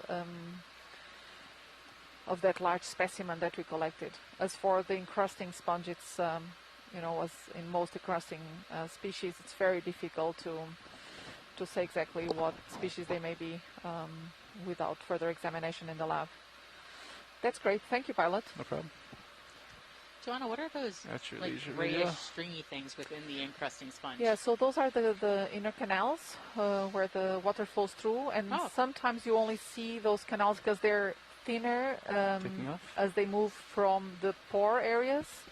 And then they start becoming larger and larger as they move towards the osculum. Right. So often what you see is that you see the oscule, so where the water exits the sponge, and you'll see around it these star-shaped striations, which are those canals that are a bit larger and more superficial as well. In a good spot. We're all stopped. You could probably put the move back in. So we're 10 or seeing 20. more pillow I can take a fragments. peek at it. We saw one open pillow, a few smaller, more Yeah, just sort of intact push forward a ones. little Yeah. And Same we're, with the again, Bluegill. slowly continuing our way up this ridge, Not stopping to look at 100% everything sure we it's gonna see. go. So you can still got the fogs on. Fogs are on. Fogs I'm going are to make the off. wild guess that that's a Sunshine coral. light off. Yeah, that's a Metallogorgia again. Metallogorgia. Yeah. It's So pretty constant slope. For the most part. Beautiful I guess radial I cooling. just want to do one more move forward. Sure. Just 20 meters and then go from there. Yeah, I think that works. Thanks. And we're 095. making our way to the 095. local high, which is at about, I think, 1,500 That sounds meters. good. We're currently at about 1,700 meters. Okay. And then if we can achieve that Bridge is local already high, up. then we'll probably run along the top of the ridge. Yeah, you guys ready for a move? All right, let's do 20 meters, bearing 095 degrees, speed decimal 2. Good copy.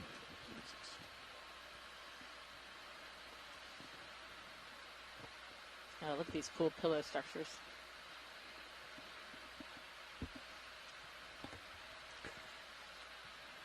Just gonna pan Pillow over to the structures slope and here. corals. How can you get better?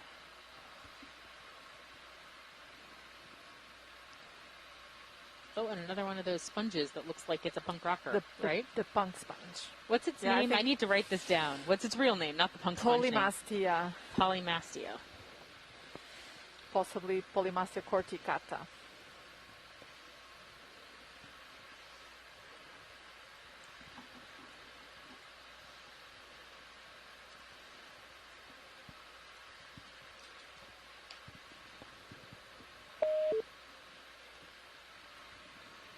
I think we have someone joining us.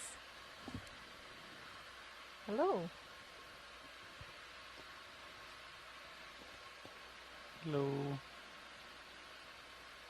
Okay, bye. You guys noticed today that the F bar doesn't really want to talk? Mm-hmm. I've noticed that. Is it on your system? Oh. No, it's specific. It's GUI specific. Oh. I've been noticing. Okay. I think like once a day, there's always one thing that like doesn't want to pop out. Here's our Metallogorgia again. Some bugs, I think.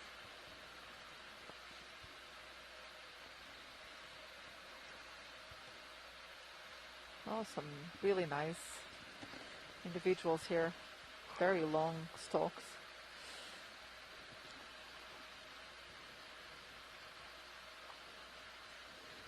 So maybe this isn't necessarily the super high, abundant, biology we expected, but we are starting to see more of a diversity, and we're starting to see more things. Yeah, that's true. This yellow encrusting sponge also starts showing off more. Mm-hmm. It's not my favorite. I'm not going to lie, Joanna. It's not as beautiful as some of the other sponges that you have. Looks like the ship has moved to 11 meters. Oh, look. Oh, yeah. Really nice. 11. Now we're starting to see a lot more corals and sponges. What's that percentage? And the rocks, at least from a first glance, do More appear than to be 50%. a little bit understood, less crusted with manganese. And many more of these are intact. They're less fractured. You still see a lot of pieces that have broken off, but you're starting to see the smoother texture of the external part of the pillow basalt. As we get near this local high, it does look like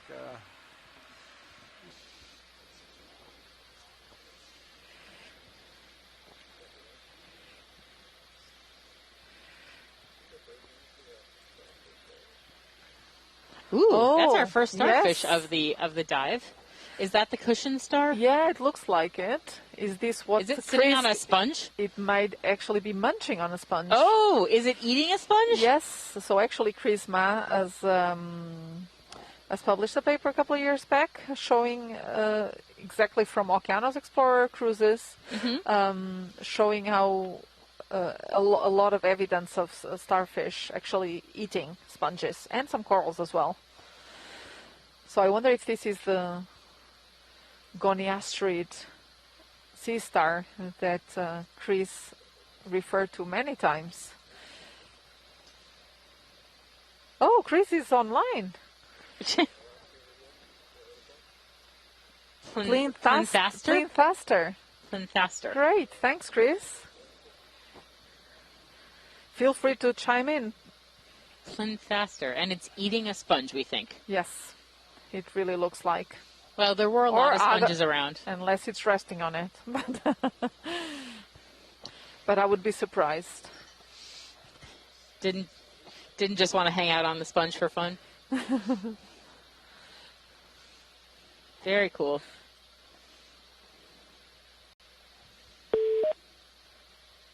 Greetings. This is Chris Ma. Hi, Chris. Welcome. Great that you're Hello, joining Joanna. us. Hello. So I'm happy to be back. I'm glad you guys got in the water. I can tell, thanks to the very nice close-up video, that this looks very much like plinth aster. So plinth aster is, as you said earlier, a goniasterid. Just trying to look at the details because the surface could be smooth or granular. In either case, if it's granular, if there are little granules on the surface, it might be peltaster placenta. Either one of these kind of cookie stars or goniasterids, as I said, as I'd written about it, and you mentioned very thoughtfully, they are feeding on sponges. For a long time, we didn't know what they were doing down there. They were very decorative. In fact, for a long time, I had called them, and you called them cookie stars, but Twitter decided that they should be better called ravioli stars, and to them up to judge. But what's happening here is that the stomach is being everted out onto the sponge below it. So if we were to tip this over, we would see its stomach extruded, and so it's extruding its stomach onto the surface and devouring the tissue, and absorbing, essentially, it's eating it like in place. Wow. And this process may take a very long time. And I mean, sea stars are not known to be lightning bolts. So, but I mean, according to like Scott France's data of, well, anecdotally, admittedly, but of watching, sea stars feed on that bubblegum coral, the same individual animals were on that bubblegum coral for almost a year. Oh, wow. Over a year. And I'm not saying that this could take a year, but if this was like perched on this sponge, feeding it on it and feeding it down, I wouldn't be surprised if this was, a month-long endeavor. Oh, wow. So, that's really incredible. or even more. Oh, wow. That's really incredible. So what we're seeing, too, is also... Oh, yeah. And also what we're seeing is along the radial areas. So those are the gills, the papular areas. That's where it's respiring. It's in a comfortable place, and typically these sea stars only extend their gills or the papula when they're sort of in a good place. So, because typically there's a concern that they, might be fending off predators or that sort of thing. But this one looks like it's pretty happy, and it's feeding, and and now it's going to be broadcast on television, so I don't see how much worse its life could be. But yeah, I think just based on I'm going to have to go with peltaster with this one. I think from a distance it looks like the plates are flat and smooth, but I think as we look closely, there are granules on the surface, which makes it more peltaster-like. Are there lasers? How large is this? ROV, can we get lasers on? Yeah. It's about 10 centimeters. Yeah, about 10 centimeters. Maybe a little bit bigger. Yeah, maybe a little bit, yeah. Oh, wow. So that's a good dinner plate size. Wow. Oh, wow. That's really nice. Well, I literally just walked into my office, and so happy that I have not yet invoked the Chris Ma curse of starfishes running off into the darkness as soon as I show up. So, and we're happy to have you. We missed you, Chris. So, well, I'm happy to hear about the fact that you're back. So now I ask you, Joanna, is that a glass sponge or a demo sponge? No, that's a demo sponge. And actually, another question I had for you. So how will the the starfish actually deal with the sponge spicules? Because that's something that intrigues me. So will it actually munch on the spicules itself, or does it have a mechanism to get rid of the spicules and just keep, the organic matrix of the sponge? My impression has always been that they will digest everything, and the spicules get into the gut contents, but then they're simply extruded, not extruded, what's the word I'm looking for? They'll just be, extruded. They'll just be, not pooped out, but they'll just be released as waste later on. But we have found sponge spicules in the gut contents. Oh, you have? Okay. So I was very curious. Which is sometimes how we know, yeah. Okay, cool. I was very curious about that. Yeah, I don't think we've seen people haven't really done a comprehensive gut survey of a lot of these animals, but like for example with the corals, I know that we've determined prey items by looking at the sclerites found in the gut contents, and and there's always that conservative estimate. Well, maybe they're feeding on the sediment and just absorbing all of the ambient biological stuff, but yes, and the same could probably be done here with the sponges. At least we could rule out a few, or narrow down to a few families, perhaps, the sponge on which the starfish is predating. That's very cool. I agree. Yeah, that would be really. I mean, something to look. That would be another creative use for. Yeah. Oh no, well anyway, I'm here and I'll be here for the rest of the day. I'm on chat, but I'll call in if something really nice like that shows up again. Brilliant. It's really a pleasure to hear all of you back. Thank you. Brilliant. Thank you, Chris. Oh, and I don't know if I realized this was almost a week ago, but you guys caught a really nice image of that little brittle star, Asterophira, on the first day. It looks like a sea star, but it's actually a brittle star. And I was in transit, and it was just a great capture. And I'd only seen one in situ before in the Pacific. So, and I just actually saw that specimen at the MCZ. I'm sorry, not that specimen, but Nautilus collected one, and so I've actually finally been able to sort of examine it, and it looks. There's some really, let's just say there's a lot of unexplored diversity down here. So anyway, thanks so much, and I'll let you get back to it, and I'll talk to you again, hopefully soon. Yeah, thank you, Chris. Thanks for joining us. Well, that was wonderful. I'll talk to you guys later. Bye-bye. Bye. So cookie star, ravioli star, or plymphaster, which is supposed to be. Yeah, but it does look like a ravioli, I'm not going to lie. Yeah, and it's obviously not eating cookies. No. I don't think sponge eating star is quite doesn't roll off the tongue quite the same as ravioli star or cookie star.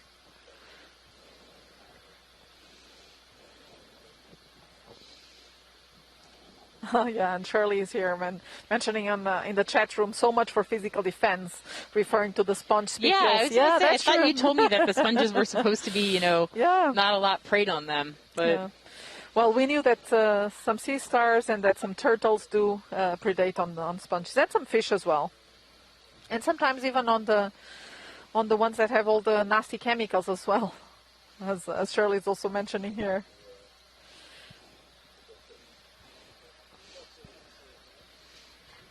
Go ahead, Nav. Okay, thanks very much for letting us know. Okay, thank you.